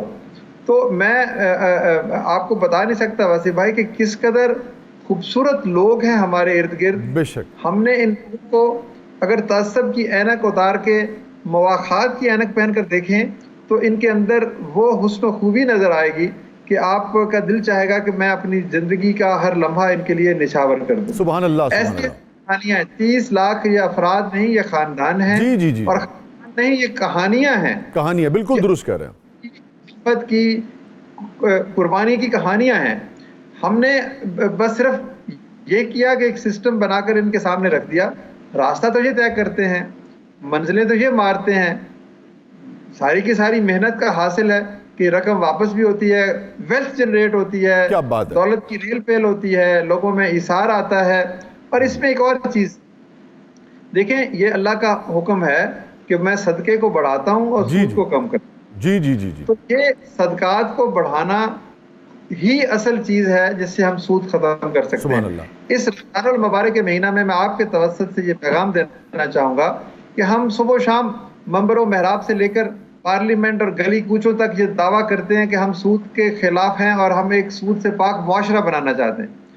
تو سود سے پاک معاشرہ جو ہے وہ اس آیت کی روشنی میں، جس میں اللہ تعالیٰ نے فرمایا کہ میں سود کو بڑھاتا ہوں، کم کرتا ہوں، اور صدقے کو بڑھاتا ہوں، تو اس کو جوڑا اس لیے میری ناقص رائے کے مطابق کہ ساتھ ایک متبادل نظام دے دیا گیا کہ اگر سود سے بچنا ہے تو صدقات کا نظام قائم کرو، ایک صدقات فنڈ بنا دو اور اس میں صدقات جمع کرتے جاؤ، اور اس سے کسی کاروبار کے لیے قرضہ دے دو، کسی کو گھر بنانے کے لیے قرضہ دے دو، کسی کو تعلیم کے لیے قرضہ دے دو۔ اور بیشتر لوگ یہ بات جانتے ہیں، مگر میں پھر بھی چاہوں گا کہ اگر کسی کو یہ نئی علم تو یہ بتاتے چلیے آپ کہ آپ کا جو قرضہ دینے کا جو پروسیس ہے یہ بلا سود ہے، اگر کسی نے 50,000 لیا تو وہ 50,000 ہی واپس کرے گا۔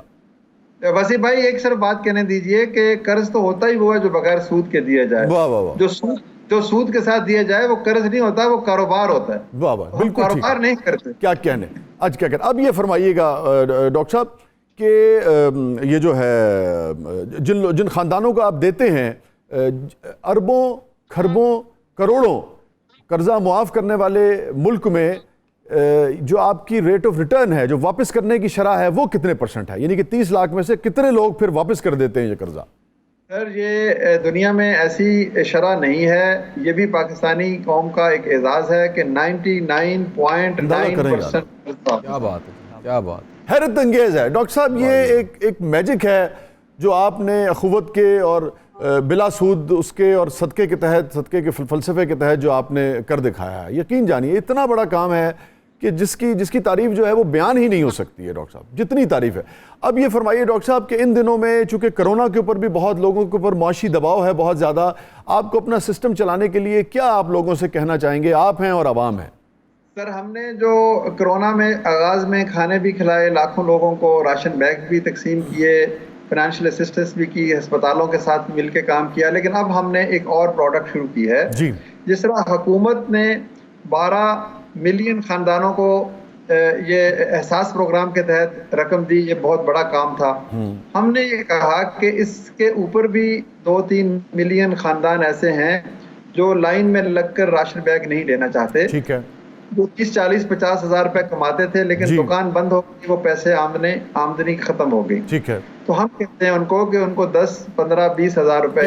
ڈاکٹر صاحب بہت معذرت کے ساتھ مجھے ذرا ایک شارپ بریک پہ جانا پڑ رہا ہے, میں یہیں سے پھر کنٹینیو کروں گا. واپس آ کر ہم آپ سے گفتگو کا آغاز کرتے ہیں. ہمارا جو سبجیکٹ ہے امید, تو وہ میں سمجھتا ہوں کہ آج کا جو سبجیکٹ ہے وہ ہمیں ڈیڈیکیٹ کر دینا چاہیے ڈاکٹر امجد ثاقب صاحب کے نام, کیونکہ ڈاکٹر امجد ثاقب صاحب جو ہیں وہ امید ہیں پاکستان کے لوگوں کے لیے, پاکستان کے لوگوں کے بہتر مستقبل کے لیے, پاکستان کی اخلاقیات کے لیے. چھوٹے سے وقفے کے بعد واپس آتے ہیں.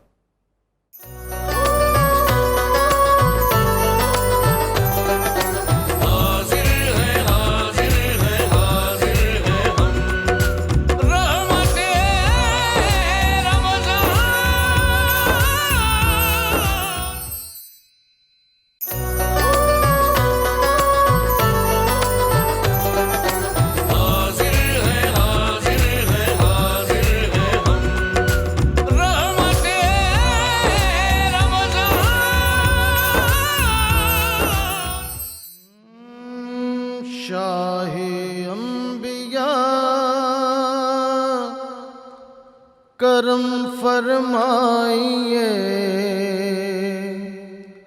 بہت لاچار ہیں مدد کو آئیے. شاہ انبیاء کرم فرمائیے, بہت لاچار ہیں مدد کو آئیے. شاہ انبیاء کرم فرمائیے. تمہیں معلوم ہے آقا جو منگتی کی کہانی ہے, تمہیں معلوم ہے آقا جو منگتی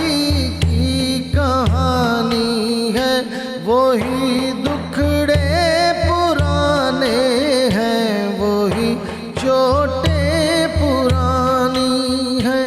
مقدر پر پڑا پردہ ذرا سرکائیے. شاہ انبیاء کرم فرمائیے, بہت لاچار ہیں مدد کو آئیے. شاہ انبیاء کرم فرمائیے. بھنور میں ہے میری کشتی, کنارہ دو کنارہ دو, تمہارا سہارا دو سہارا دو. طفیل سیدہ زہرا, طفیل سیدہ زہرا نظر فرمائیے. شاہ انبیاء کرم فرمائیے.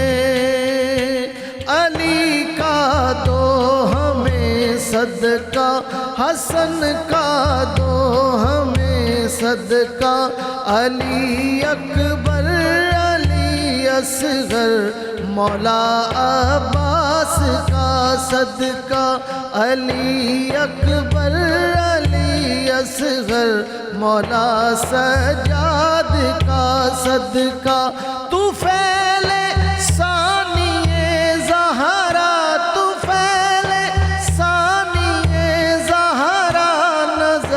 فرمائیے. شاہ انبیاء کرم فرمائیے, بہت لاچار ہیں مدد کو آئیے. شاہ انبیاء کرم فرمائیے.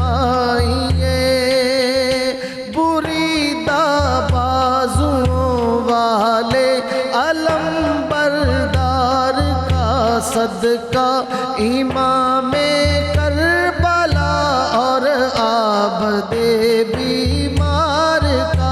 صدقہ امام کربلا اور عابد بیمار کا صدقہ خدا را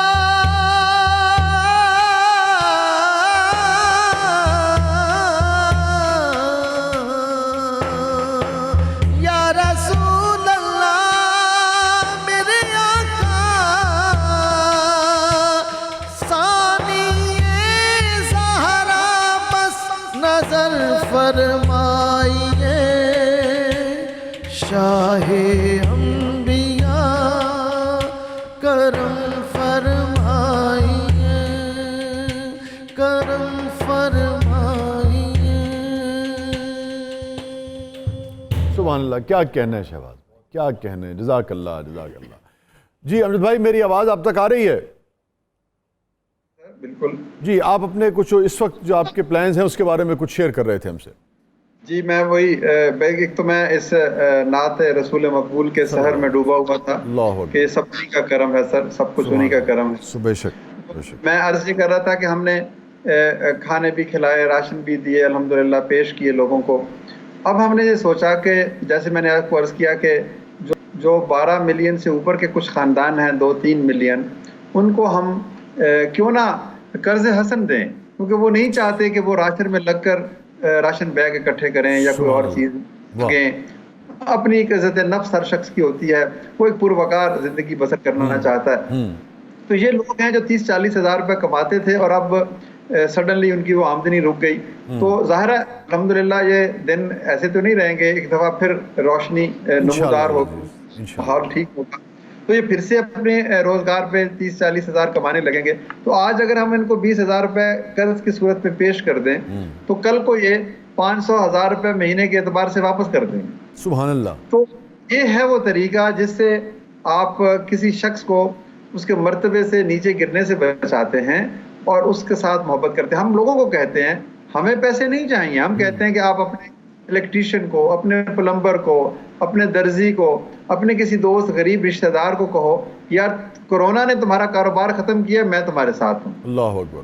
تو یہ مواخات کرا ایک شخص سے, ایک گھرانہ ایک گھرانے سے, 50% گھرانے 50% گھرانوں سے مواخات کر لیں تو کورونا کے معاشی اور سماجی مسائل کا حل ہمارے سامنے موجود ہے. بے شک بے شک. پھر ہم نے کہا کہ آپ ہمیں, اگر آپ کے پاس اتنے وقت نہیں ہے کہ آپ لوگوں کو ڈھونڈ سکیں تو آپ پر اعتماد کریں. الحمدللہ 20 سال سے ہم یہ کام کر رہے ہیں, تو ہم آپ کے ہاتھ پر اخوت کا مظاہرہ کریں گے, مواخات کا رشتہ قائم کریں گے.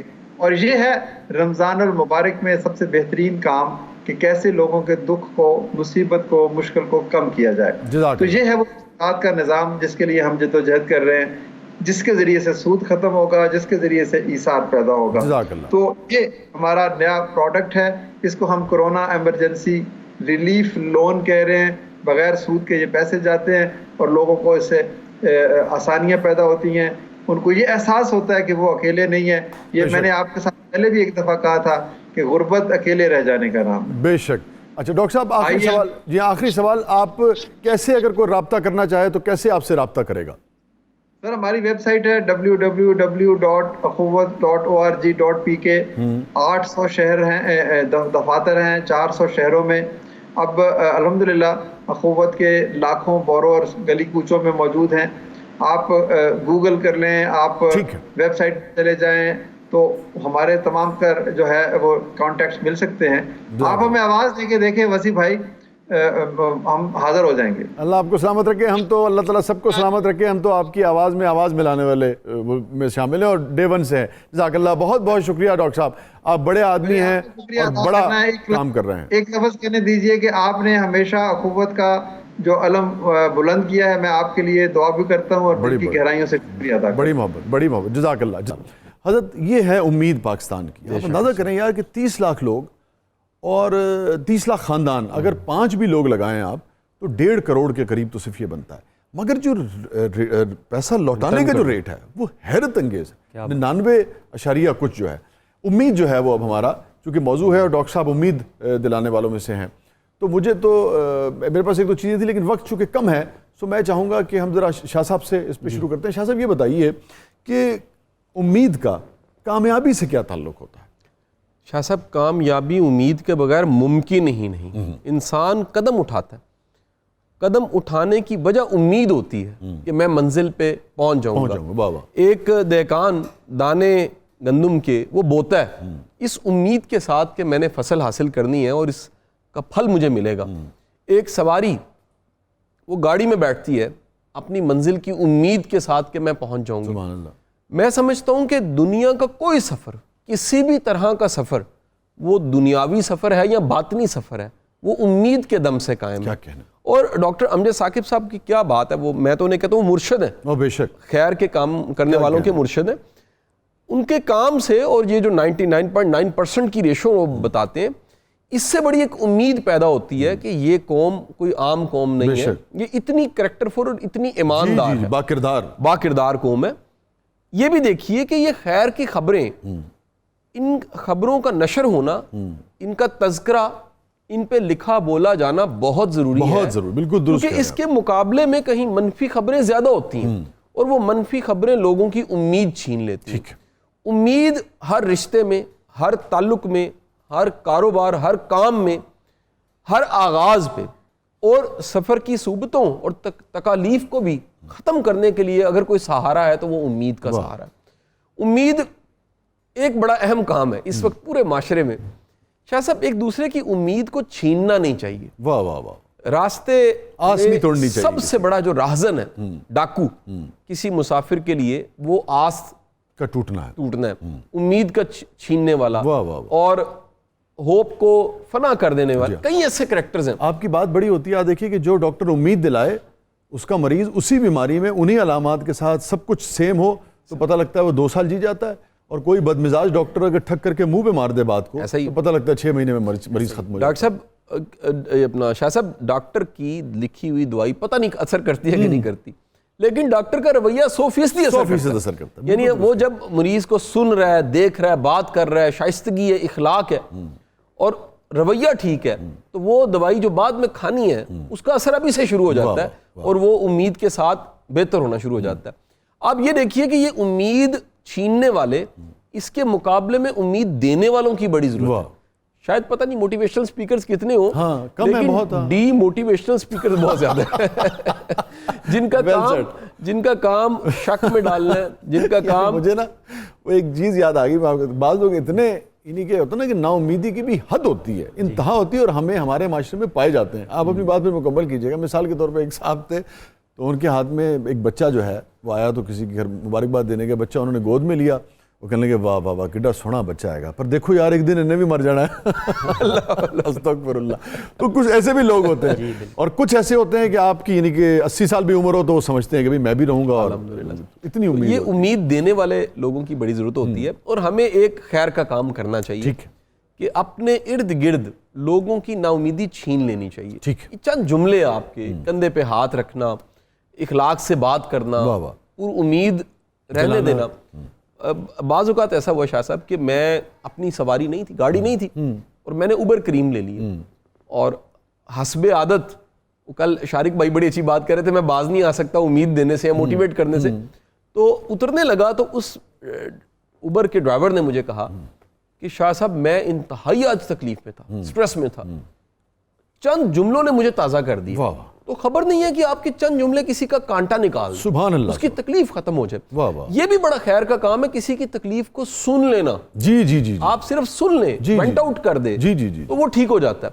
تو آج شاہ صاحب کوئی کان دینے کو تیار نہیں ہے, کوئی کندھا دینے کو تیار نہیں ہے, کوئی سننے کو تیار نہیں ہے, کوئی امید دینے کو تیار نہیں ہے.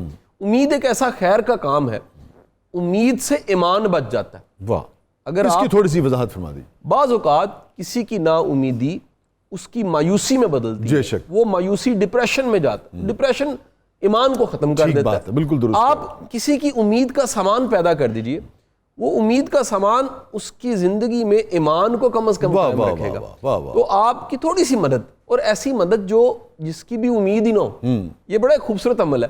سرپرائز دینا. آپ کو بھی کالز آتی ہوں گی محبت کرنے والوں کی. میں نے ایک تجربہ کیا شاہ صاحب کہ مجھے ایک دفعہ ایسے ہی میسج آیا کہ جی آپ ہمارے ایونٹ پہ آ جائیں گے. میں نے کہا جی میں پہنچ جاؤں گا. ادھر ہی میں نے کہا یس, اور دیے گئے وقت پہ جب میں پہنچا تو میرا جو وہاں انتظامیہ کے سب لوگ تھے اور بلانے والا تھا وہ رو پڑا. اس نے کہا ہمیں یقین نہیں آ رہا کہ ایسے بھی ہو سکتا ہے. تو میں نے کہا ہمیں سرپرائز ایلیمنٹ بھی رکھنا چاہیے. کبھی کبھی اپنے ارد گرد کے لوگوں کو اللہ ہمیں اتنے سرپرائز خیر کے دیتا ہے, اتنی انعام پھر آگے تقسیم کرنا, ہمیں بھی تقسیم کرنے چاہیے. لا تقنطوا من رحمت اللہ, ذرا اس کی رحمت اللہ, اس کی ذرا جی جہاں سے شاہ صاحب نے بات چھوڑی ہے وہیں سے میں آگے بڑھانا چاہوں گا کہ بہت سے ایسے لوگ ہیں جو نا امیدی پیدا کر رہے ہیں. اور شیخ سعدی رحمۃ اللہ علیہ نے بڑا پیارا جو ان کا شعر ہے کہ مگو اندوہ خیش با دشمنا لا حول گویند شادی کنا, اپنی تکلیف اور مصیبت دشمنوں سے نہ کہیے گا, چونکہ وہاں تو وہ کیا کہیں گے, اوپر سے کہیں گے بڑا دکھ ہوا ہے, دل سے خوش ہو رہے ہو اور آپ کو بھی نا امید کر دیں گے. اور مولا علی شیر خدا رضی اللہ تعالی عنہ کا فرمان علی شان ہے کہ کوئی دکھ, کوئی تکلیف, کوئی مصیبت ہو اپنے مخلص دوستوں سے کہا کرو. اس سے کیا ہوگا, یا تو وہ دوست یہ کہے گا کہ میں اپنی تکلیف, آپ کی تکلیف اپنے ذمہ لیتا ہوں. اگر وہ نہیں لے سکے گا تو کہے گا کہ میں آپ کی مدد کرتا ہوں. سبحان اللہ. مدد بھی نہیں کر سکے گا, اچھا مشورہ دے دے گا, اور اگر اچھا مشورہ بھی نہ دے سکا کم از کم آپ کے لیے دعا کرے گا. اور اللہ تعالیٰ نے جو فرمایا لا تقنطوا من رحمت اللہ, اللہ کی رحمت سے نا امید نہیں ہونا. اور ایک جگہ پہ کیا فرمایا, فإن مع العسر یسرا, 2 دفعہ فرمایا, 2 دفعہ یہی بات فرمائی کہ مشکل کے ساتھ آسانی ہے. تو جب بھی ہم نا امیدی ہم پہ حملہ کریں, ہم یہ آیت اللہ تعالیٰ کا فرمان دیکھ لیں کہ مشکل کے ساتھ آسانی ہے. اور اگر اس کا میں ٹیکنیکلی ترجمہ کروں عربی محاورے میں تو بنے گا ایک مشکل کے ساتھ بہت بڑی آسانی ہے. واہ واہ واہ, اس کا اصل مطلب جو ہے وہ یہ بنتا ہے وَإِنَّ مَعَ الْعُسْرِ يُسْرًا. جی بالکل, یہ تنوین جو ہے نا یہ عظمت کے لیے ہے عربی محاورے میں. اور اگر ہم اللہ تعالیٰ سے اپنا تعلق مضبوط کر لیں تو ہم کبھی بھی نا امید نہیں ہوں گے. جو ہمیں مشکل میں ڈالتا ہے اس نے مشکل سے نکالنے کے لیے بہت سے ذرائع دے دیے ہیں. سبحان اللہ. خدا نظروں سے اوجھل ہے, مجاہد یہ حقیقت ہے. خدا نظروں سے اوجھل ہے, مجاہد یہ حقیقت ہے, مگر جب کچھ نہیں دکھتا مجھے تو وہی دکھتا ہے. اللہ نظر نہیں آتا لیکن ہمیں تو وہی نظر آتا ہے. شعری جلوہ بھی دکھا دیا آپ نے. اور اسی طرح امید ہم کیسے پیدا کر سکتے ہیں, امید ایسے پیدا کر سکتے ہیں اچھے لوگوں کی صحبت میں بیٹھ, جیسے موٹیویشنل اسپیکر ہیں قاسم شالی شاہ صاحب ہیں, اور ان کے احباب ہیں, اور اسی طرح کے جو لوگ ہیں وہ انسان کو پر امید کرتے ہیں. اور یہ بھی سوچیں کہ اگر ایک نشیمن چھن گیا ہے تو کیا غم ہے, ابھی تو بہت سے نشیمن باقی ہیں. ایک نعمت چھنی نا تو بہت سی اللہ تعالیٰ کی اور نعمتیں موجود ہیں. ایک نعمت کے لیے ہم خود کو پریشان کرتے رہتے ہیں. عوامی طرز ہو گئی ہے, وہ گیت کا ہے, لیکن مصرع بڑا کمال تھا کہ ایک دنیا اجڑی گئی ہے تو کیا, دوسرا تم جہاں کیوں بساتے. بہت کچھ ہے.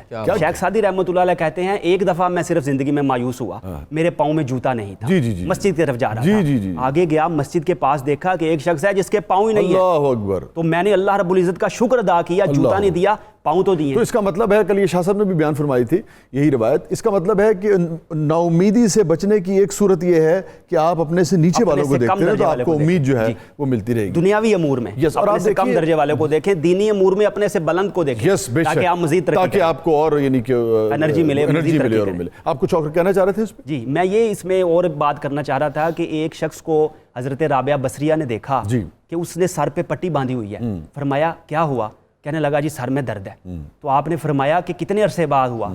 کہنے لگا 30 سال سلامت رہا ہوں. فرمایا 30 سال شکر اور امید کی پٹی تو نہیں باندھی, اور ایک پل کے لیے درد ہوئی تو شکوے کی پٹی باندھ لی. واہ واہ واہ واہ واہ.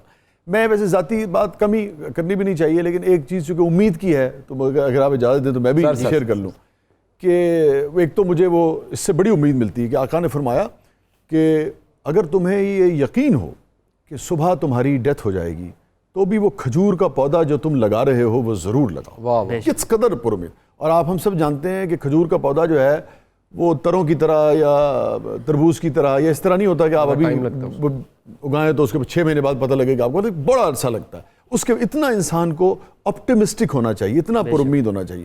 تو میں اپنی بھی, اور مجھ سے بعض اوقات لوگ پوچھتے ہیں یہ دنیاوی تھوڑی بہت کامیابی کا, تو میں ان سے یہ ہمیشہ ہی کہتا ہوں, اپنے بچوں سے بھی کہتا ہوں کہ اگر 7 ارب کی آبادی ہے نا مجاہد بھائی اور شاہ صاحب, 7 ارب کی آبادی ہے, تو میں سمجھتا ہوں کہ انسان کو اتنا پر امید ہونا چاہیے, اور میں تو یقیناً ایسے ہی سوچتا ہوں کہ 6 ارب 99 کروڑ 99 لاکھ اور 9099, مطلب صرف 0.1% بھی آپ سمجھے, اتنی بھی اگر دنیا اگر اتنی یعنی کہ آپ سمجھے اتنے عذاب آنے ہیں اور صرف 0.1% کسی نے بچنا ہے, کسی ایک فرد نے, تو میرا ایمان ہے کہ میں وہ ہوں گا. اتنا پر امید ہوں. اور اگر خیر کی ایک چیز آنی ہے کسی وجہ سے آسمان سے, اور وہ باقی 7 ارب کو نہیں ملنی ہے تو میرا یہ ایمان ہے کہ شاید میں وہ خوش نصیب ہوں گا. صحیح. تو مجھے لگتا ہے کہ اتنا پر امید ہو کہ آپ کو کام کی طرف جی بالکل بڑھنا چاہیے. امید جو ہے وہ یہ جو آپ کی انرجی کو, آپ کے سکسیس کو کتنا ایزی کر دیتی ہے. جی سر, جس طرح کرونا پھیلتا ہے نا سر ایک سے دوسرے کو, امید بھی ایک سے دوسرے کو مل جاتی ہے. واہ واہ, بڑی اچھی بات, کنٹیجیس ہے. ہاں, یہ ایسے نہیں ہو سکتا سر کہ ایک بندہ پر امید ہے اور دوسرا پر امید نہ رہ سکے. واہ واہ واہ. اس کی سنگت میں, سنگ طرح جو ورڈ ہے بڑا خوبصورت ہے ویسے, اس کو اس طرح بھی, سنگ طرح تو ویسے وہ پھل ہے نا جی, سنگ طرح جو ساتھ لگتا ہے وہ ترتا ہے. تو ہماری زندگی میں عام دیکھتے ہیں کہ ایک شخص جو نا امیدی میں ہے, اگر اس کے گرد امید والے لوگ ہیں تو وہ گرتا نہیں ہے. پھٹے میں کیل لگ جائے نا تو شاید صاحب کیل ڈوبتا کوئی نہیں, وہ پھٹا اس کو تیرنے کے قابل کر دیتا ہے. سبحان اللہ, سبحان اللہ. یہ ہمارے آتے ہیں 6 ستمبر کا دن, ہمارے بچے سب کے سب کہیں دیکھتے ہیں ساچن کے مجاہدوں کو ہمارے, تو ان کے درمیان میں رسیاں بندی ہوتی ہیں. جی, آپ ایک دوسرے سے جڑے ہوتے ہیں. ایک اگر کھائی میں گرتا ہے تو وہ رسی بندی ہوئی بچا لیتی ہے. جو رابطوں میں ہے, جو سوشل ہے, جو نبھا کرتا ہے اپنے تعلقات سے, وہ پر امید رہتا ہے. اکیلا بندہ بڑے خطرے میں ہوتا ہے. وہ اکیلا ہو کے کہیں نہ کہیں پھر مایوسی, نا امیدی, ڈپریشن کی طرف جاتے جاتے نہ ایمان ہی ضائع کرتا ہے. تو میں اگر آپ کی بات کو سادہ لفظوں میں سمجھنے کی کوشش کروں تو یہ ہے کہ امید قائم رکھنے کے لیے میل جول جو ہے وہ بہت ضروری ہے. سوشل اپنے آپ کو کاٹے نہیں, سوشل رہیں. حضرت ذرا تھوڑا سا وقت کم ہے, اگر آپ آخر میں کچھ کہنا چاہیں پھر مجھے. قادری صاحب کی طرف بڑھنا ہے, کراچی جانا ہے. جی قادری صاحب کی طرف بڑھنا ہے. جی بس یہی عرض کرنا چاہوں گا, ایک چھوٹا سا واقعہ ہے ضرور جس میں ہمارے دونوں موضوعات آ رہے ہیں. جی, سیدنا سلیمان علیہ السلام کے دور میں ایک شخص نے بلبل قید کی ہوئی تھی, اور ایک دن طوطا آیا, پنجرے کے اوپر بیٹھا اور کچھ کہہ کے اڑ گیا. بلبل خاموش ہو گئی. وہ بندہ حضرت سلیمان علیہ السلام کے پاس حاضر ہوا. اس نے کہا جی کیا معاملہ ہو گیا, پہلے بڑا اچھا بولتی تھی اب چپ ہی ہو گئی. آپ نے بلبل سے پوچھا, کیونکہ پرندوں کی بولیاں بھی سمجھتے تھے, تو بلبل نے واقعہ بتایا. یہ ہوا, طوطے نے یہ کہا کہ اس لیے تو قید ہے کہ بولتی زیادہ ہے, آہو فغاں بڑا کرتی ہے, اور قید کا شکوہ کرتی ہے, اور سمجھتی ہے میں نے قید میں رہنا ہے. یہ چپ ہو جا تو تکلیف اور قید ختم ہو جائے گی. تو حضرت سلیمان نے اس کو بتایا آئندہ یہ کبھی نہیں بولے گی. اس نے کہا میں نے تو بولنے کی وجہ سے رکھا تھا. اس نے آزاد کر دیا. ہم بھی اگر آزاد ہونا چاہتے ہیں پریشانیوں سے, مصیبتوں سے, تکلیفوں سے, بیماریوں سے, مصائب سے, تو ہمیں بھی اللہ رب العزت کی رضا میں راضی رہنا ہوگا, پر امید رہنا ہوگا, اور صبر کرنا ہوگا, اور اسی کے سامنے دعا کرنا. سبحان اللہ. اور مجھے اگر کوئی غم آتا بھی ہے تو وہ میں کلام کی طرف بڑھوں گا قاضی صاحب کے, مگر فیصلہ مجھے یاد آ گیا, دل نا امید ہی صحیح ناکام ہی تو ہے. دل نا امید تو نہیں, ناکام ہی تو ہے. یعنی کہ ناکامی کا مطلب یہ نہیں ہے کہ نا امید ہو جائیں آپ, امید قائم رکھیں. دل نا امید تو نہیں, ناکام ہی تو ہے. لمبی ہے غم کی شام مگر شام ہی تو ہے. قادری صاحب. بسم اللہ الرحمن الرحیم. جو لمحے تھے سکون کے سب مدینے میں گزارا, جو لمحے تھے سکون کے وہ مدینے میں گزارا,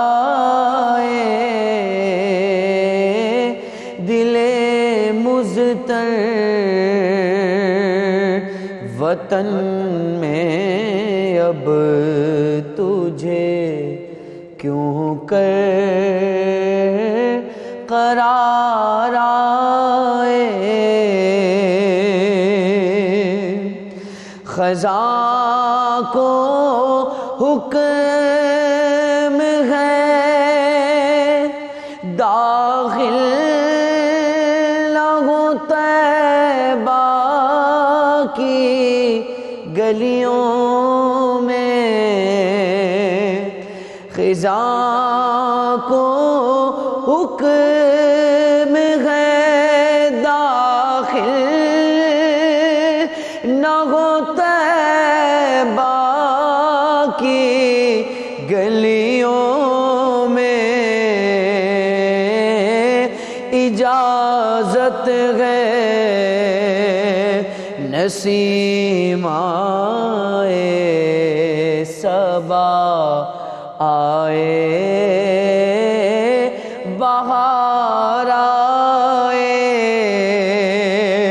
یہ بستی اہل دل کی اور دیوانوں کی بستی ہے، یہ بستی اہل دل کی اور دیوانوں کی بستی ہے، گئے جتنے خرد نازاں وہ دامن تار تار آئے، تعین مسجدوں محراب کا طیبہ میں کیا ہوتا، تعین مسجدوں محراب کا طیبہ میں کیا ہوتا، جہاں نقش قدم دیکھے وہیں سجدے گزارائے، جہاں نقش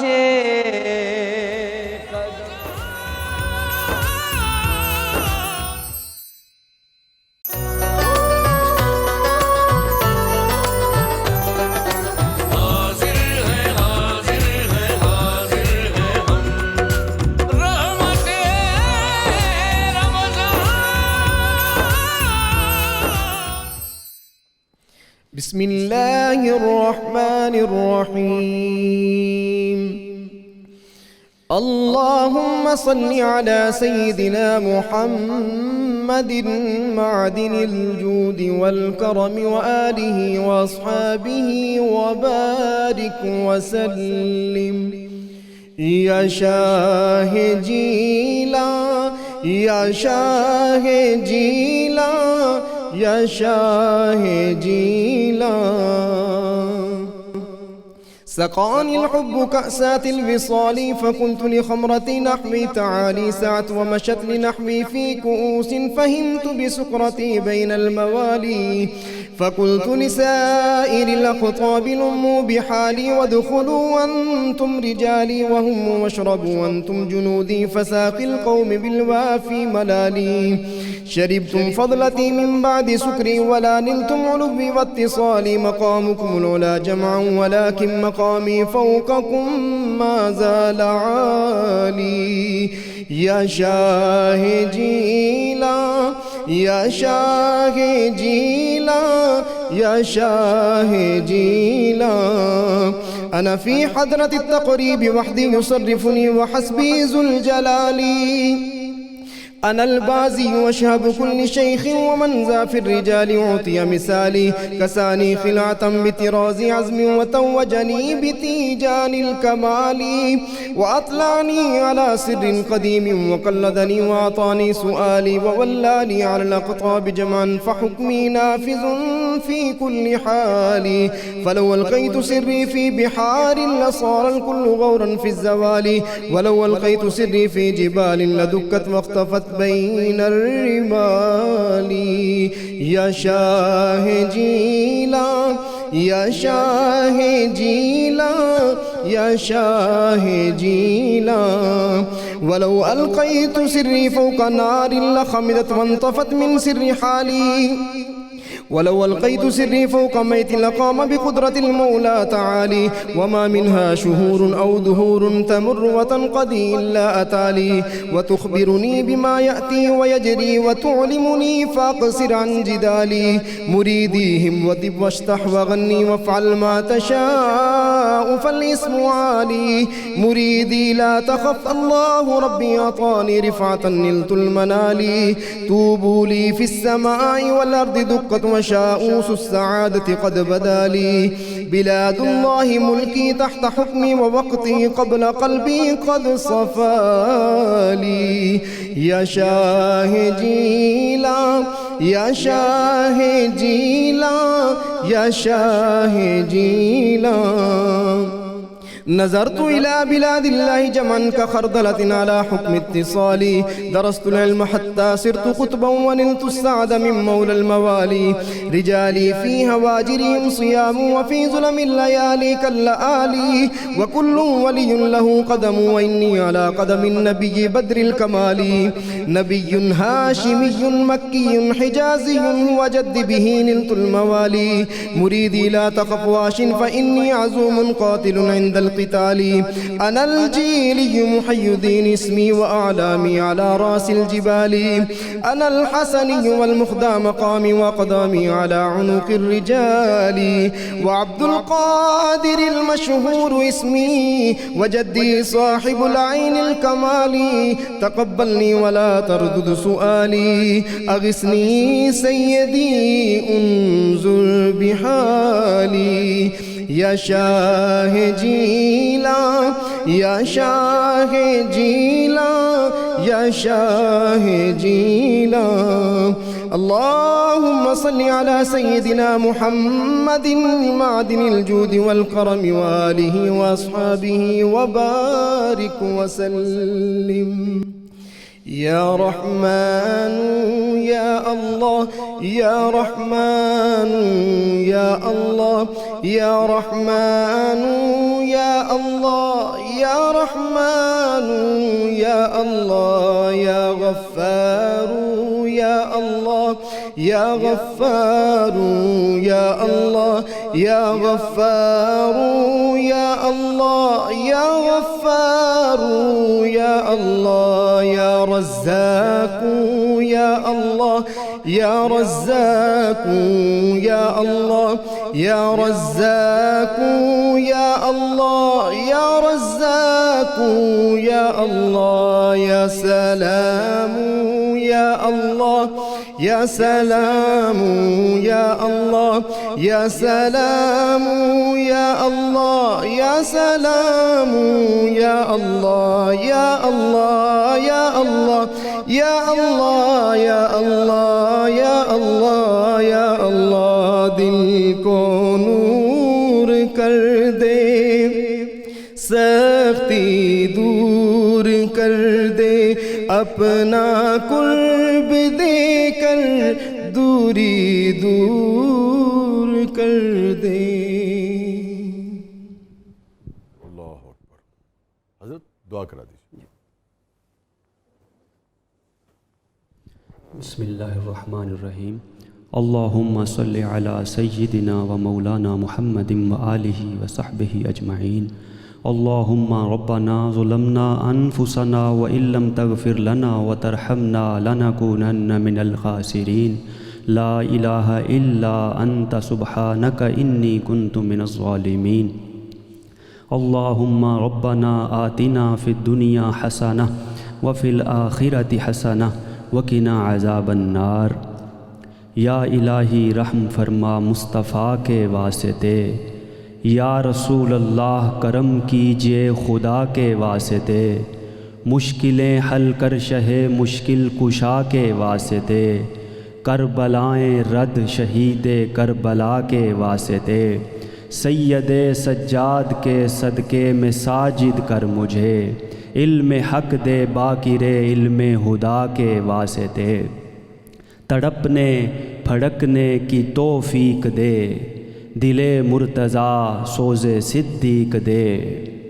دلوں کو مرکز مہر و وفا کر. حریم کبریا سے آشنا کر. جنہیں نان جمی بخشی ہے تو نے انہیں بازو حیدر بھی عطا کر. یا ارحم الراحمین یا ارحم الراحمین یا ارحم الراحمین.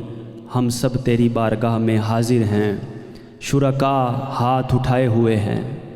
ناظرین ہاتھ اٹھائے ہوئے ہیں، تمام ہمیں سننے والے لوگ مختلف ممالک میں اور دنیا میں ہاتھ اٹھائے ہوئے ہیں۔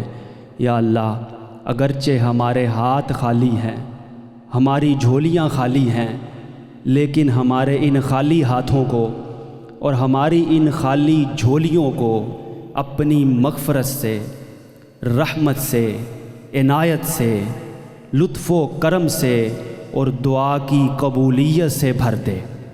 اے اللہ، ہم سب تیری بارگاہ میں حاضر ہیں، سید عالم صلی اللہ علیہ وآلہ وسلم کے صدقے سے، صحابہ کرام، اہل بیت اعظام، تمام نفوس قدسیہ کے صدقے سے تجھ سے درخواست کرتے ہیں کہ کرونا جو وبا پوری دنیا میں پھیلی ہوئی ہے، اے اللہ اس وبا سے ہمیں نجات عطا فرما۔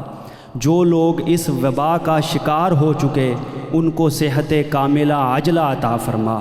جو اس وبا کی وجہ سے دنیا سے رخصت ہو گئے، یا اللہ ان کی مغفرت فرما، ان کے درجات بلند فرما۔ نبی مکرم صلی اللہ علیہ وآلہ وسلم کے صدقے اور وسیلے سے دکھی انسانیت کے کام آنے کی توفیق عطا فرما۔ مشکل جن لوگوں کے جو مشکل حالات میں ہیں، یا اللہ ان کا مشکلوں میں سہارا بننے کی توفیق عطا فرما۔ یتیموں کے سر پر دست شفقت رکھنے کی توفیق عطا فرما۔ نبی کریم صلی اللہ تعالیٰ علیہ وآلہ وسلم کے صدقے اور وسیلے سے ہمارے گھروں کو امن کا، چین کا اور سکھ کا بسیرا بنا دے۔ نبی کریم صلی اللہ علیہ وآلہ وسلم کے صدقے سے ہم سب کے گھروں پر اپنا خصوصی لطف و کرم فرما۔ نبی پاک صلی اللہ تعالیٰ علیہ وآلہ وسلم کے صدقے سے جو مانگ چکے وہ بھی عطا فرما۔